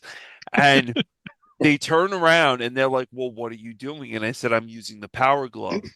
His friend turns around and says to me, oh, was it back in the day, was that virtual reality glove for gooning? Oh no. And I'm like, what? I'm like, yo, what? He's like, yeah, like, did it like wasn't that like, like, because he's like, oh yeah, don't like, you put that on and that's like virtual reality where, and I took a step back and I'm like, You're talking that way to an adult. What's wrong with you? And I'm like, do I have a virtual? I said it would have made more sense if I had on like a VR headset, and that I said, but where do you? I'm like, no, I'm playing Mike Tyson's Punch Out. And I'm trying to punch the screen or something like that. And then they look and they're like, what the? And then they just walk out. I've They were disappointed because it wasn't a Gooning Club. right. This was the so you just literally had the moment from Back to the Future too. But also, like, this is where you go, all right, we're gonna watch Nightmare on Elm Street. mm, Unbelievable. That's crazy. That's nuts. I couldn't. I wouldn't have had a comeback. I would have just been like, I I didn't know how to process it. I didn't. And then you have my cousin who's my age. He comes in and he's like, "Oh my God, the Power Glove." He's like, "Yeah," and he's standing there like trying to like and I think his fist is gonna go through the TV. And I don't like I really did try like I know Vince you said about uh playing Grand Theft Auto, and I know I've spoken to Owas a million times over about, and I love the things Owas does with his family, where he would open up the boxes of the games that he was getting, and his wife was into gaming, and his daughter was into gaming, and I love like I've never told you this, and I've known you for years, but I was always jealous of that because it was like I wanted that with my kids where yeah. let's go to a show, let's do this and everything. But yeah, it was, oh, let's play Grand Theft Auto. I said fine. I went on. I got a Grand Theft Auto online. Let's do Cayo Perico, and I'm like, I don't know what this is. Well, we have to go in our sub, and then him and his friend are trying to, they're screaming over the microphones that they have to launch nukes at someone in Cayo Perico, and we gotta get out of the sub. I'm like, what?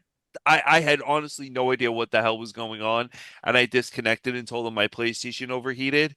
Um, because I just didn't know what was going on. Oh my. But with the Power Glove, think about it. What frame of reference do they have for that? None. I can't. I Something Ready can't. Player One, maybe. It's part of the suit, just not the whole thing. You know, Well, if you showed him the wizard, they would get the reference. I still haven't seen the Wizard or the original Super Mario Brothers movie. I meant. Oh, That's what? that's shocking.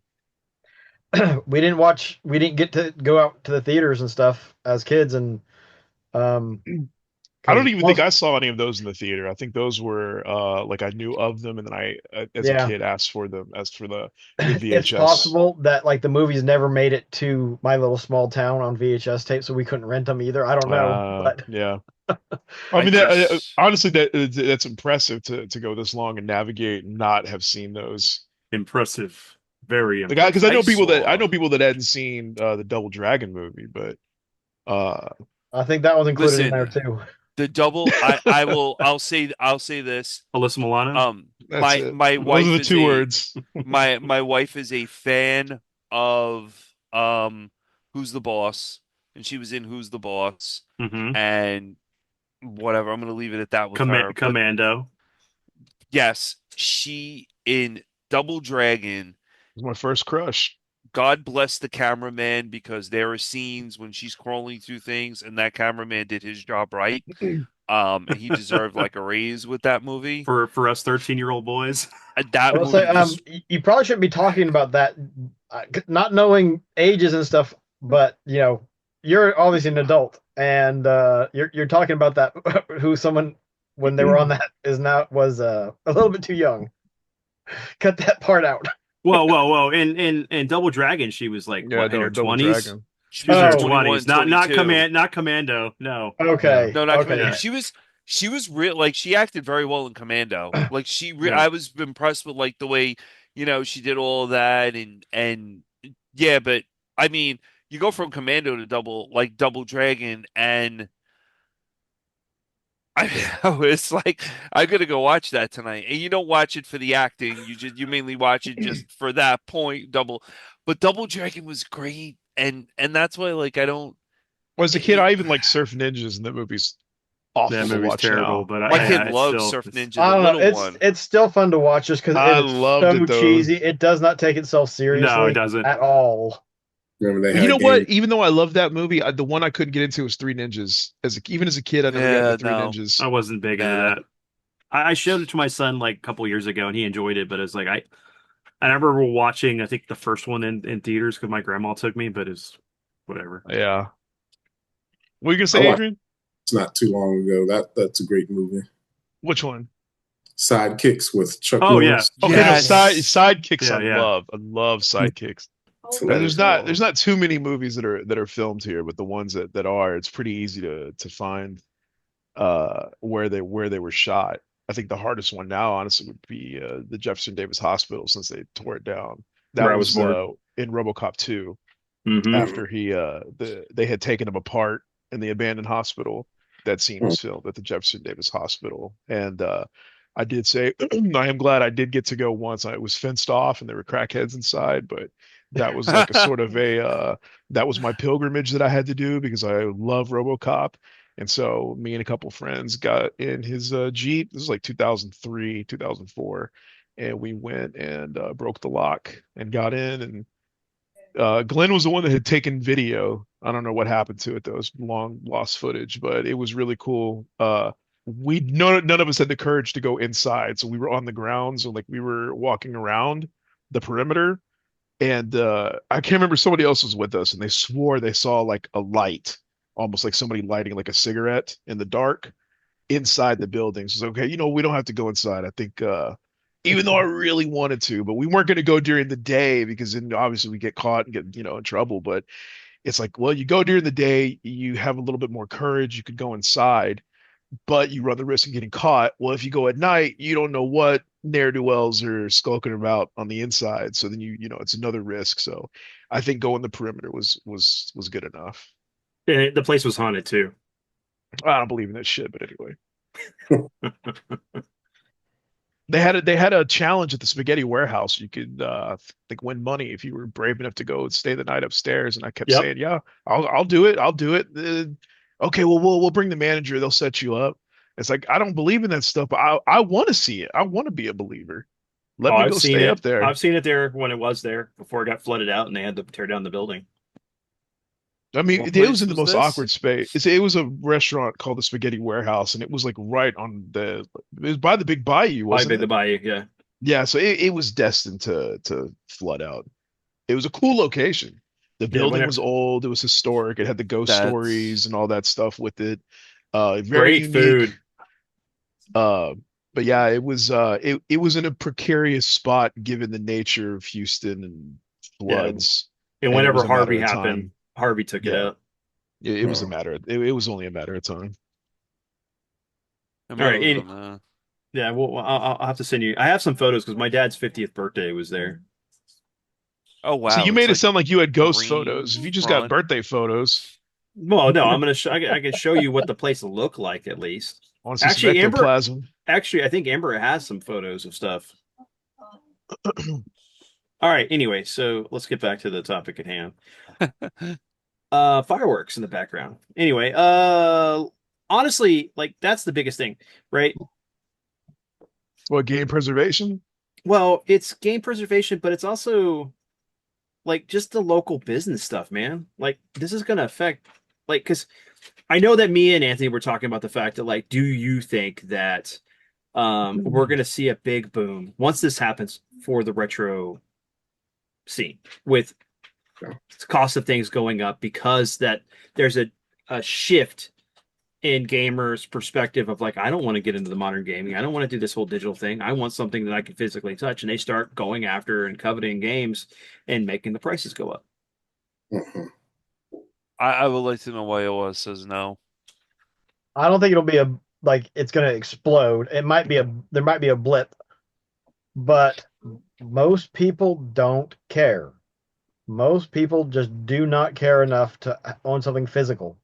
But then But what it's if gonna it'll fracture though. It's not gonna be like, okay, everyone's gonna go out and buy retro. It's like, no, people are gonna be like, oh well, I'll just get RetroArch or some other emulator and put it on my PC for the retro games, or I'll get a Mister, or I'll I could get see that. there's so many different routes But to play retro. It's like not everyone's not going to run out and do retro. Most people don't care, and those that do, you take that percentage of people that care and then break it up into those who care enough to actually go buy a system and then buy the games for it, or maybe they buy a system and then just buy an Evercade or a Everdrive, or they get emulators and Or play it reproductions. on and repros, and that goes all over the place. So I don't Yeah. think it's going to spike No, I don't. Yeah, but then why? like 2020. I don't think it's going to spike like it did 2020. It might be a blip, Nah. but interest has already been waning Yeah. in retro collecting. Mhm. So Mhm. this might give it like I said, a little bump up, but I don't think it's going to go crazy. It might make prices go up because people are going to hold on to the stuff that they own, so there will be less supply. But like I think the mom and pop shops are going to be fine because they'll keep doing what they've been doing. Bring in your games and we sell them back out. I don't know. I mean, if it's such a small percentage of people with retro, and it really is the demographic that you're saying, my thing is, why are the retro shows so popular? Why are all And like they're what's the median age of those shows? I mean the mini like I it could be well the last one It's I went skewing. to. It's skewing older. Like the It retro is shows are older, cool. and then but like we'd take my daughter, which she's technically an adult now. But I know several people there that are going around with the kids, but most of the people there don't have kids. They're our age, and like as you go from our age, we'll say 40s Yeah. plus or minus ages, you go into your 30s, it's going to be the pyramid's coming down. Like the Yeah. top group up here, we'll say is the 40-year-olds, Yep. then the 30-year-olds, then the 20-year-olds, and teens that care. I've Yep. seen a wide variety of people go to the retro shows and But enjoy sorry, go it, ahead, finishing. no, but I mean I've seen a so when I went to Long Island Retro the last year, um there were tons of people there aging from 12 to whatever, and they were there playing games. Dance Revolution has had a resurgence here in New York, where there are Dance Dance Revolution machines all over the place, and kids are doing that. Dance Dance Revolution machine in the pizzeria that's up the block from me. Massive resurgence of that. Guitar Hero, lot of that stuff, and it's just I mean look at Max whatever his name is, the big Nintendo Switch collector. He's like in his 20 something years old, and he I collects feel like them. he's the exception though when it But when also, they get the that Switch isn't young. retro. Yeah. Yeah, but he does collect like retro Nintendo, like Super Nintendo and everything. I mean, it is Nintendo, and Nintendo's highly collectible. I get that, but I've seen a huge variety of people. And the Long Island Retro Show, it was Did so all they have at the show was it nothing but games, or did they have a bunch of different Pokemon stuff, voice actors, Yeah. YouTubers, like all the the conventions? long Like Sigi has over 50 guests there. they I think did, a but there dozen of was a them are lot voice of actors. And this year the theme is Red Dead Redemption, so they're having a bunch of the voice actors from those two games. Um, okay, but I but could there's 30 some odd YouTubers or but content here's the thing. creators I could that are going to be trump there. I could trump this because nobody from okay, yeah. I I broke am that a all. bit more in agreement. I'm in more of agreement with Owas.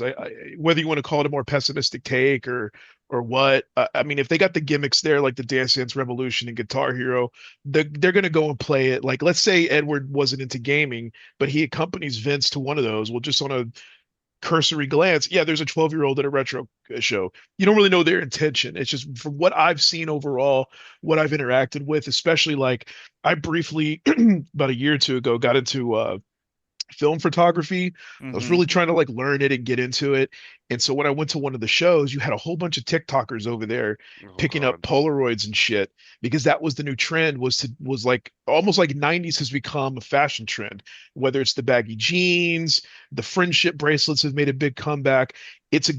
What used to be a lifestyle has now become a trendy gimmick. So they're over there showing quote unquote interest in film photography, but it's going to be the disposable cameras, and then boom, they're going to dip. See, So I like that you saw a bunch of people there, and I I want like what you're talking about. I want to see that everywhere, and I don't.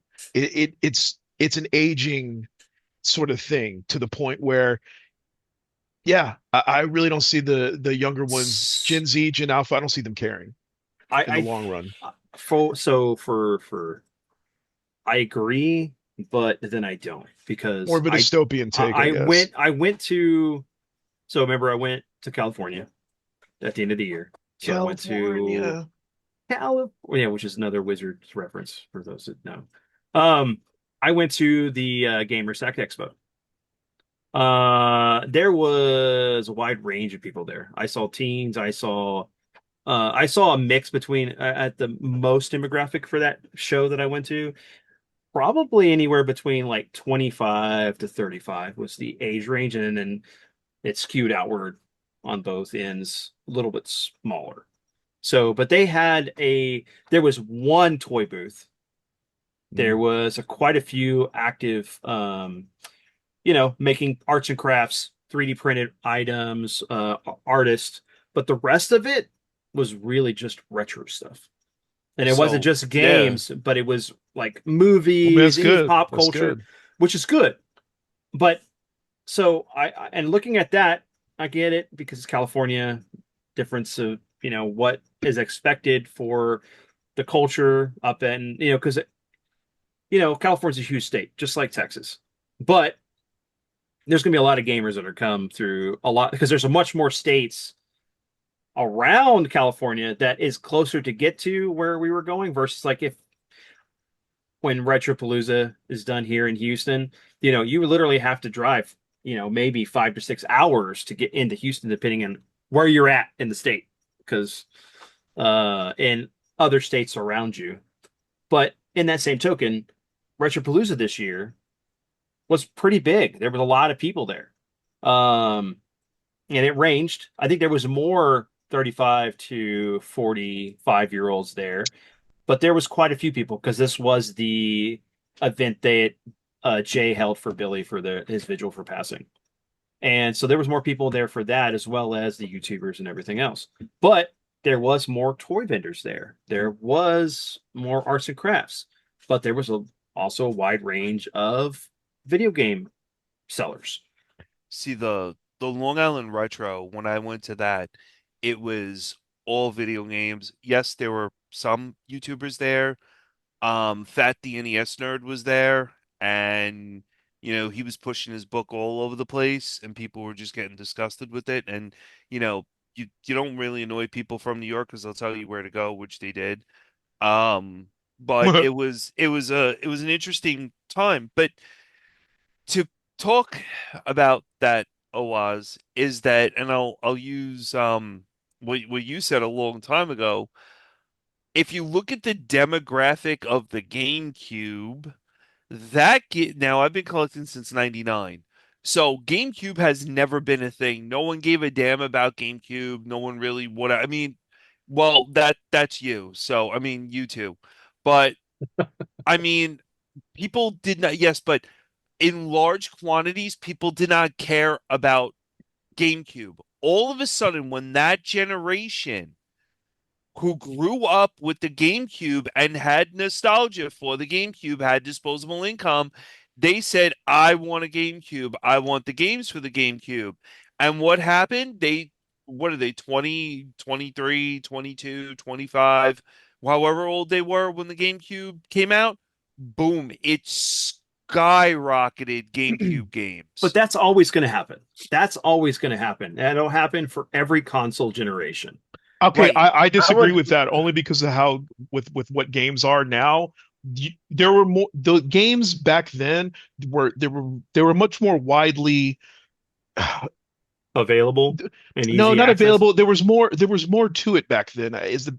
There's so much interpolarity with the games that are out now, like so much cross console, very little first party. Yes, it is a Nintendo machine, but Resident Evil 4 was a exclusive until it wasn't. Hmm. Type Yeah. stuff. Because of a third party game. I don't think you're going to see that with the newer consoles because the games are so ubiquitous across all the Oh platforms. no. Plus, they played differently on PS2, GameCube, and Xbox back then. So it made more sense to collect. Okay, well, I'm going to get this game for Xbox. I'm going to get this on PS2. I'm going to get this on GameCube. It was more fun because it was more varied. Things have become more homogenous as the newer consoles have come out. So, like, if you go pick up an Xbox, you could go and get all of the third party games just for Xbox. And then for your PlayStation collection, just get their first party titles and you're good to go. You're not, yeah, I agree with you because what was something back then was that there was console exclusives. Like now it's like everything is on everything. It's just a matter of preference unless you're Nintendo. Yeah. So, And it's so much easier to have a bigger library than we did when we were kids. oh yeah. Yes. So much easier Yes. because you've got the game prices are all over the place. You can pay the 60, 70, $80 now, or you can wait and get them on sale digitally for $5. Yeah. It's so it becomes a lot more disposable when you have all of these games and like you don't have the time to actually absorb a game. You beat a game and you're on to the next thing. Yeah. There's no reflecting, there's no planning your strategy on how to beat that one level because everything has checkpoints and save spots now. So there is no, okay, I've got to learn this first level and then the second level. All right, and I died at the third, so I got to go back and do the first level again, the second level again. So I think there's not the same attachment to the games. Kids don't have the same attachment that we did because the manuals, the months and months and months and months and months, or maybe even a year in between birthdays or Christmases or whatever when you would Yeah. get games. Yeah. There was no Steam summer sale at the No. time. So it was like, especially me, like my birthday's in the summer in August. So if I was lucky, I got one game for my birthday. And then it was nothing until December for Christmas. And then after Christmas was that long drought from January to August for me, Oh where it boy. wasn't getting anything. I mean, occasionally, even though I'm not religious, our family, you kind of was. So when Easter would come around, my mom would put together an Easter basket. But I'd usually get a movie. Like I remember one year I got Independence Day on VHS. That was more of that sort of gift style for that. But yeah, it was from January to August. I was renting games. I wasn't getting them.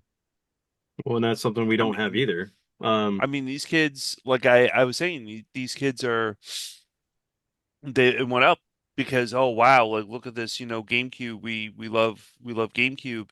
So retro, there's always going to be people that are going to be buying retro. Retro is always going to be in a scene. You're always going to have people that are going to want retro and stuff like this. And I truly going back to the original thing, I feel because Sony is pulling physical media from everything, I feel that we are going to be the last bastion in the connoisseurs of the media age and holding on to all our physical games.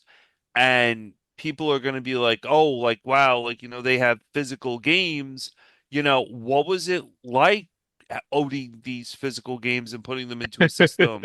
Yeah. And or what and I deeply feel that now Adrian and Andrew, I don't know if you collect, but um I I truly do feel, well, Adrian, you said you got rid of your systems to just Switch now, but um I feel that our retro collections and all our games that we own and everything like that is going to go through the roof because you're going with Sony now, you're going to have gatekeeping.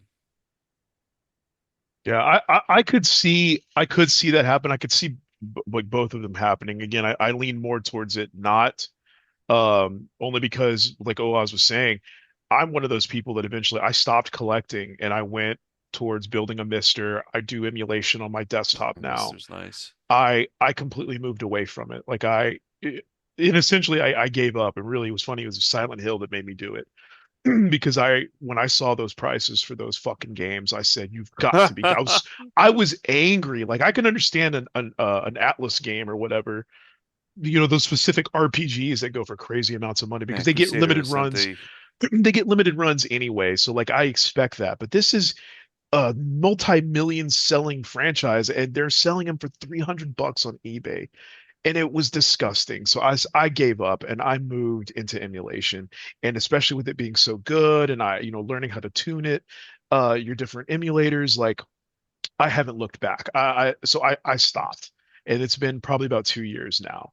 So that's why I still kind of lean into the realm of it not doing that. It might, especially as consoles begin to break down over time and they become harder to fix, they're going to get a little bit more scarce.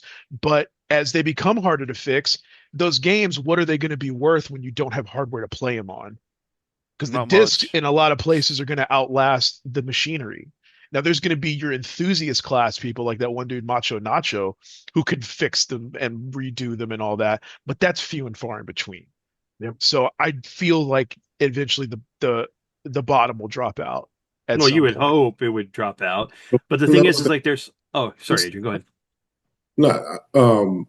Have they been releasing like that new Neo Geo that can play the original cartridges and stuff like that? That is supposed to be like hardware perfect with the FPGAs and all that kind of stuff.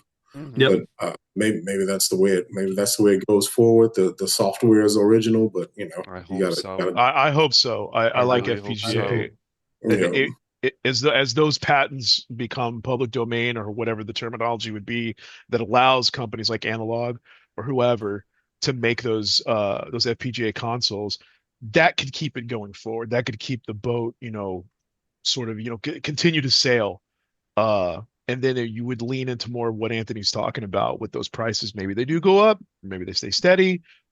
Who knows? But the FPGA consoles are going to be what carry it forward as the original hardware, comes to terms with its own mortality. I think I'm on my third OG Xbox, right when okay. I stopped collecting because the first two had a transistor leakage. I don't know how to solder. I've been telling myself I need to learn, but Hmm. I just never got Just into it. just buy a Game Gear, get the cap kit for it, and have fun because those have to be replaced anyways.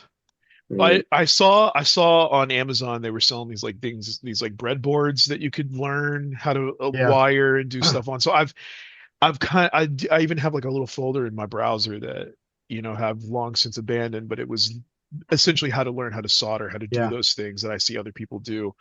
So part of me kind of wishes I was still doing the collecting, because I had the Frame Meister to plug in my consoles into modern TVs. I eventually splurged and got the Retro Tank, uh, that really essentially replaced the Frame Meister, but even that felt like a hollow purchase because emotionally I had moved on to like, you know what, I just other things in my life I have to take care of and buy or whatever. I also take care of my parents financially too, so that was a big major factor in leaving the collecting scene. But running emulation, running games at higher internal resolutions, it's crazy seeing these games because that's how they look to me as a kid. But now I see them, in a new light. Like whenever we were playing Resident Evil Outbreak, I was running that upscaled at 4K and It looked loving it. gorgeous. Look gorgeous. Yeah. That's another aspect of this because like Adrian talked about moving over to the PC, and I'd like to know what his thoughts on this whole thing because it's like it doesn't really affect him. Go Well, ahead. I mean, like, and I think we've had conversations about that. I bought in on the convenience pretty early on with the digital stuff, Mhm. especially um, when it became apparent that there were no games on the discs. Now, I don't. I'm not against um, if if if if the games were still on the discs, I would probably um, occasionally buy a disc for a game that I knew I was going to play over and over again, and I wanted to have forever. But since the games aren't on the discs, I didn't think that was an effective way to kind of show the company that I was still bought in on that. It felt like I was being cheated either way. right? So, um, in that way, I was like, okay, well, I'll just do the convenience angle and have a digital library and just kind of sit back and browse through the games and just play whatever I want without having to get up. But that was the turning point for me, was when just the games aren't on the discs. Even with some of the Nintendo stuff, the game are they're starting to release these cartridges that don't really have the game on there. And so at that point, it's like, what is the point to have it other than a box on the shelf that is just a placeholder. And I just got a bunch of old strategy guides from strategy guides from a guy I work with, and I like collecting stuff like that because old EGMs that I have and stuff like that. And so I'm not against the nostalgia and the enjoyment of having the physical product, but it seems hollow that it's not actually on that disc. And I guess at that point, maybe you're just collecting the box art and the box and the case. Maybe there's something to be said for that, at least having the box art in the case. And even then, they don't even put the instruction manuals in there like you guys were talking about before. So I mean, Yeah, you even scan a that, QR code. yeah, if they gave you a physical copy of something, okay, it's going to be a QR code, it's going to be a Yeah. code, it's going to even be a disc anymore. But an instruction manual, can you guys give us something, a little art book or something? That's why I Um, was still debating going and buying the box version of GTA because I was like, well, every GTA game since 3 has come with the map of the city. Hmm. So yeah, maybe that'll be something. And they confirmed that wasn't happening with this one. Some I was cool like, oh my swag. Oh, gosh. wow. Yeah. yeah, Hmm. that's Can't even get a something. map of the city? Come on. Yeah, yeah, Manuals would technically be redundant yeah, because every time you start a new game now, it you have your tutorial, so it shows you and holds your hand on how to play. It yeah, also gives you Then I guess this the story. terminology then less of a manual, more of an art book, or maybe even lore. There were yeah, games that had lore in the yeah, book that you would read, like what was it? F-Zero had a whole story in the booklet for Super Nintendo. Yeah, They gave you all the character backstories and the world building and all that. Now, granted, that was mostly due to the limitations of the system at the time, but that was still cool to have. yeah. I can close my eyes and still see the Street Fighter II Super Nintendo. Oh, yes. I used to draw that in my spare time as a kid. Every That's character. Same I thing with love. Mortal Kombat. Yeah, those were enjoyable, even though it wasn't much of a instructor. You knew the moves and things already, but just having that little. Yeah. Yeah, it was something. It was a but it's like with everything else. How much more are you willing to pay to have that? And you figured that with the $80, the $100 price tag, they were going to include that. Now they're not even doing that. Yeah, Yeah. Well, like, you're not getting Some anything. are, but some aren't. Like, I showed this on Owaz's thing, but come on, the Disney afternoon stuff, mhm. it came with like stickers and then some pogs, so they went into some effort to do They something knew with their this. audience for the first. Yeah, If they're including Correct. Pogs, they knew their I audience. mean, Yeah. there was Full Something that color, full color. full Yeah, Yep. color that's awesome. for Evercade. If Oh, you like, I'm not doing Switch 2. I think the price of it was fine when it first came out for a yeah, handheld. yeah, I don't play in handheld mode. I was like, I'm not paying a premium for a handheld that I would use as a dock in docked mode 99.9% of the time. I was like, it's not worth it to me. So I went to Evercade, and now you get 6 games, 7 games. Some of them are more than that, but $30. mhm, Yeah, even like Starbites, which is like an RPG turn-based cyberpunk mecha game. It mhm, came with an art book. See, yeah, the thing is, I get, stuff like, yeah, Rockabilly, Airzonk, yeah, Airzonk, Image Flight, 2. Because I do tons, yeah, tons and tons and tons, Terraforma, Nexer. I mean, shmups, wow. like, And those can crazy. get hella expensive. I mean, and I am shmup obsessed. Like I love shmups. I play shmups to relax, and de-stress, which is I think it's a conundrum in itself. But um, like I will not. I know I will not be able to find these on any system Yeah. moving forward unless I do it on my Mister or the Raspberry Pi or I physically Or a buy the PC. disc. Or a PC. Yeah. I would no, I would never use RetroArch for You don't anything. have to use RetroArch. The emulators I have I have an individual emulator for each console Yeah. on my PC that I want to See, play. I would if it gets to the point of doing it on the PC, then I would either run Linux on the Pi and just play like that, or I would just do it on a But Mister. Yeah. there's a ton of alternatives. That's what is great about it. If you Yeah. don't Part of the want to reason play why I moved physical, away. Yeah. you don't have to. There See, I are things just you can do. like for me, physical like collecting the physical media, sitting and playing the game on the system. Now, yeah, I have the analog duo. I'm playing it on the analog duo. It I don't know, it just makes me happy It doesn't feel knowing. the same, and that's the thing is Yeah. you want a specific feel when you're playing on original hardware. That's why you're using original controllers. Like, oh well, you can do this, that, and the other, and playing it on however you want, whatever way you want, you do you.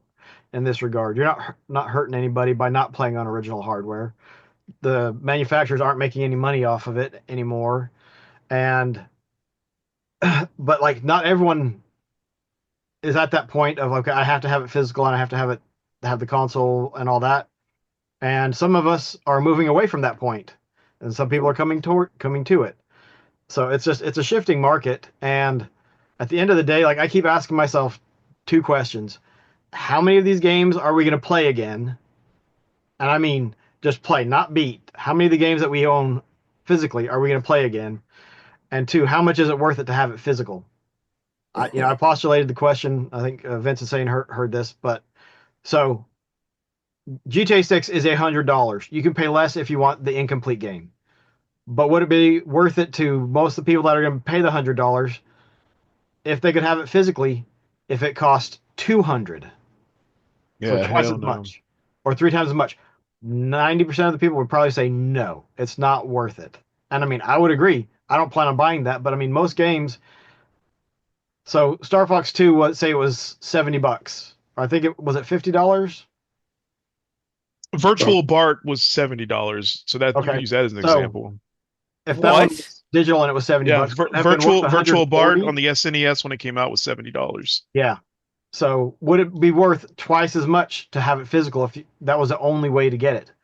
Most games, for me, I would say no, because Yeah. most games I don't think deserve that much of my time, attention, and effort, including the money, the time to earn the money to buy said product. There's some that I would say yes, absolutely.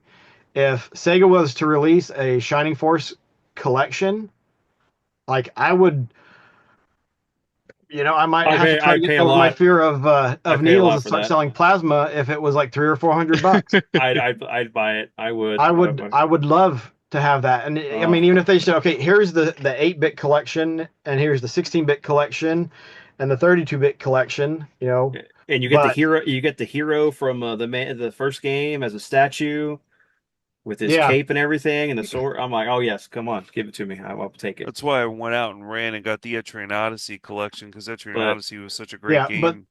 is it worth it to pay extra to get it physical? Because that's where we're getting. I mean, Sadie and I have talked about it before too. That collector's editions will probably be the only way that you're going to get physical in the long term future. And it's going to be, well, you have to pay 200 or 300 bucks, but you're going to get the statue like Vince was mentioning, and you'll get a sticker book, and you'll get all these Yeah. other extras. I think soundtrack, soundtrack, art books, steel books, Yeah, wood vinyl. books. I mean, hello, they had a marionette for a Cuphead. Yeah. So, the Marionette for Liza P. but is it worth the extra to have it physical? And most people, I think, for most games, would say no.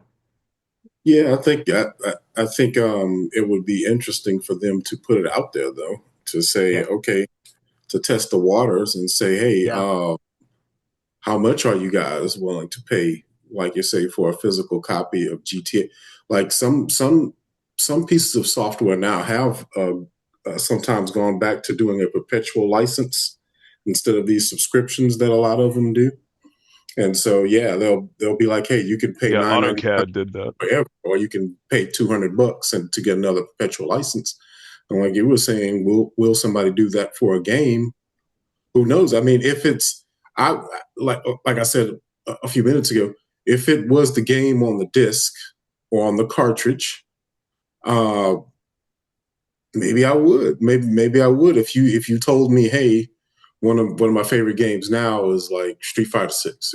If you told me, hey, it came out at 70, would you pay 140 to have it on the disc?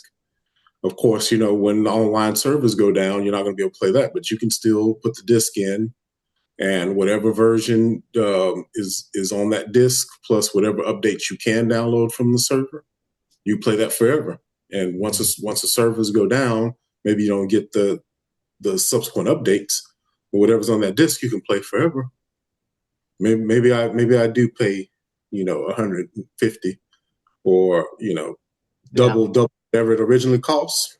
And see, Maybe. this is really only a possibility right now because once they get rid of disk drives, it's out the window. Yeah, this guys are going to have Yeah, this. well, and then once they stop manufacturing anything, it's not going to work. I mean, they're already winding down their printers and all that stuff. Well, Yeah, so you may that's not for need the disk drive because they've got USB ports. Okay, well here we're going to give you a USB, a jump yeah, drive or thumb drive or whatever, and like See, I game one wish they here. would do that already, They but could. I don't see them doing it. Man, that's the one thing I want to be the most wrong about is to see Yeah, them go because it's funny how again how circular things go. You start off with floppies and carts and stuff in the 90s. We moved to disk, but now disk has really run its course when it comes to read write speeds. We're back to flash. It's like, man, start releasing these. Imagine what the Switch has, but bigger for like Sony and Microsoft consoles and what you could do with those. You could easily put these games on there. So I would look forward to something like that. I don't think they would, but yeah, like yeah, what I was talking about, theoretically they could. I mean, even like Gamers Nexus when they had a video taken down by Bloomberg.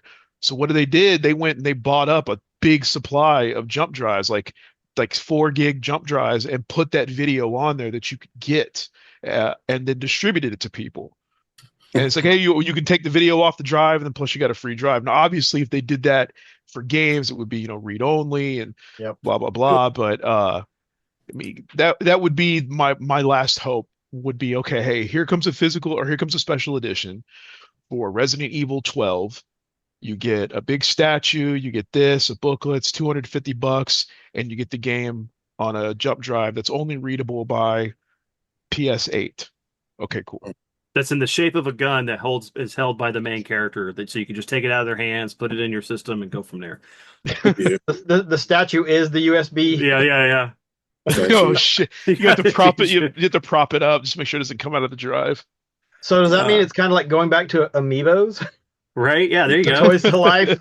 Hey, you you have know to what? set it on this portal. If I get the new Zelda game on an amiibo and I just put it on the system and it plays it like that, I'm good to go. Let's go. I'm done.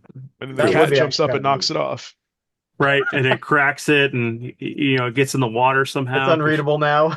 Right. All right. So, well, That'd be pretty fun. yeah, yeah. Well, let's go ahead and wrap up the episode, guys. I know Adrian's got to go.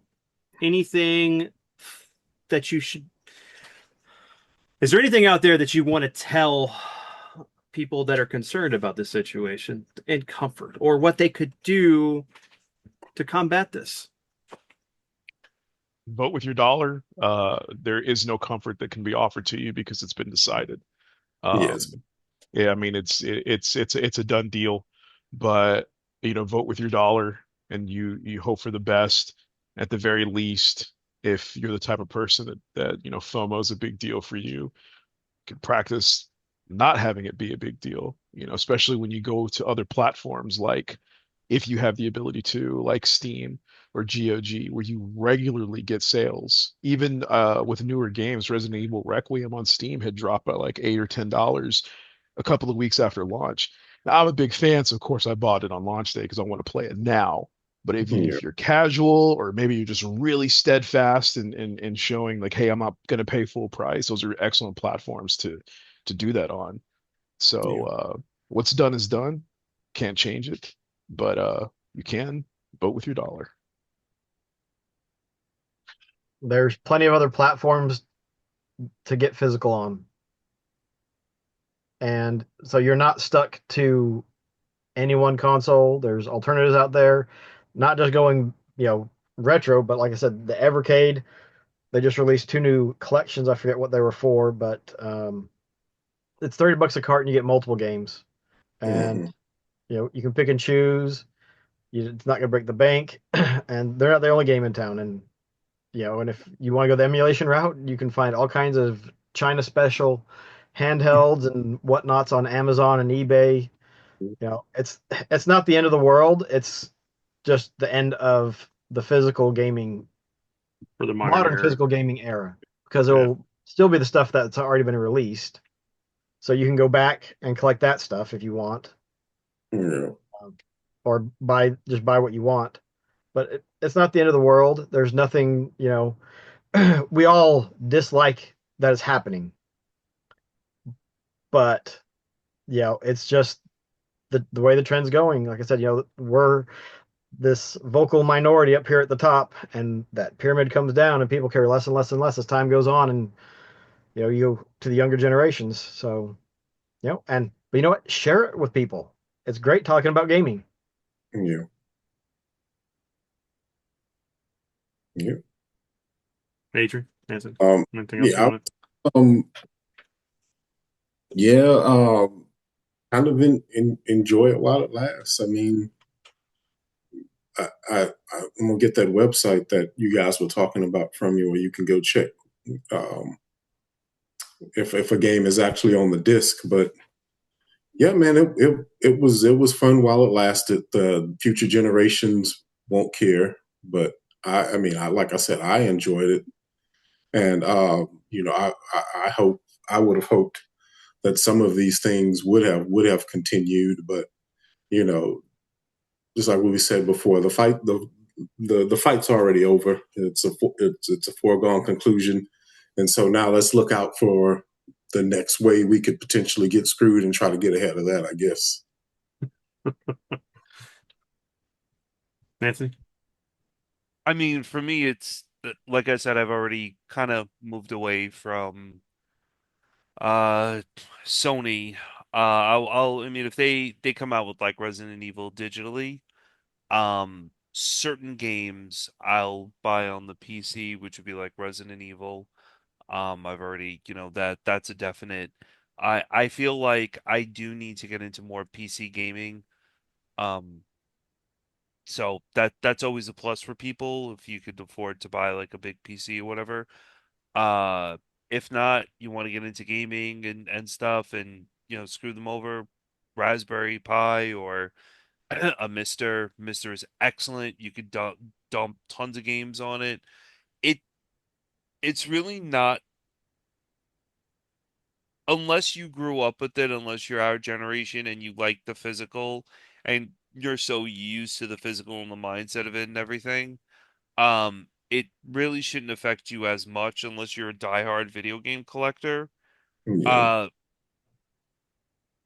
I mean that's really about it.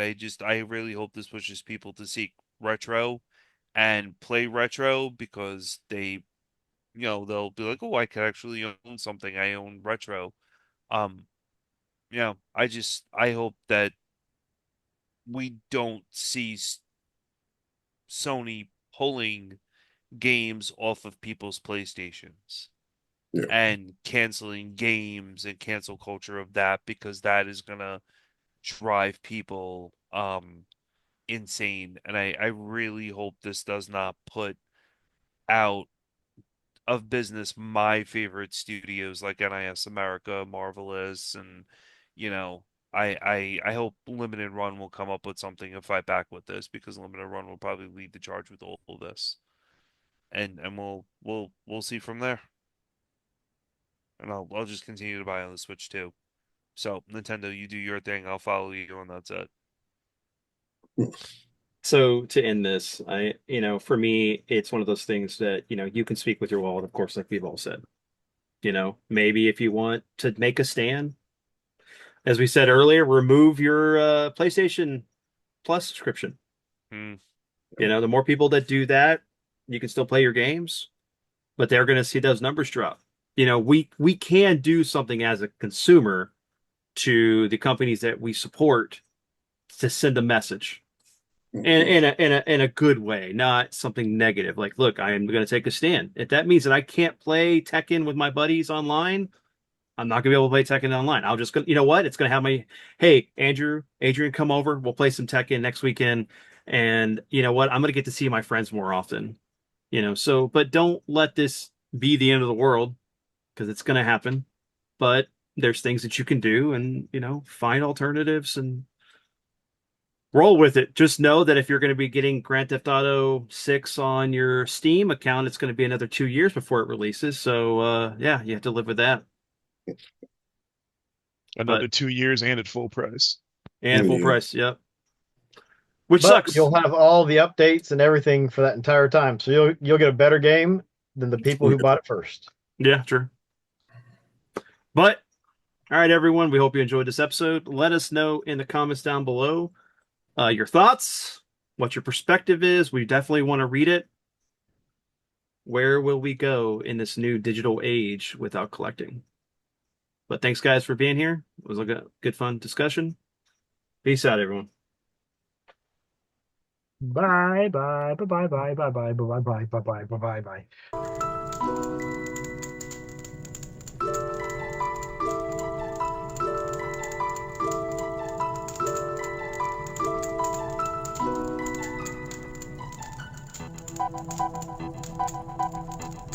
bye.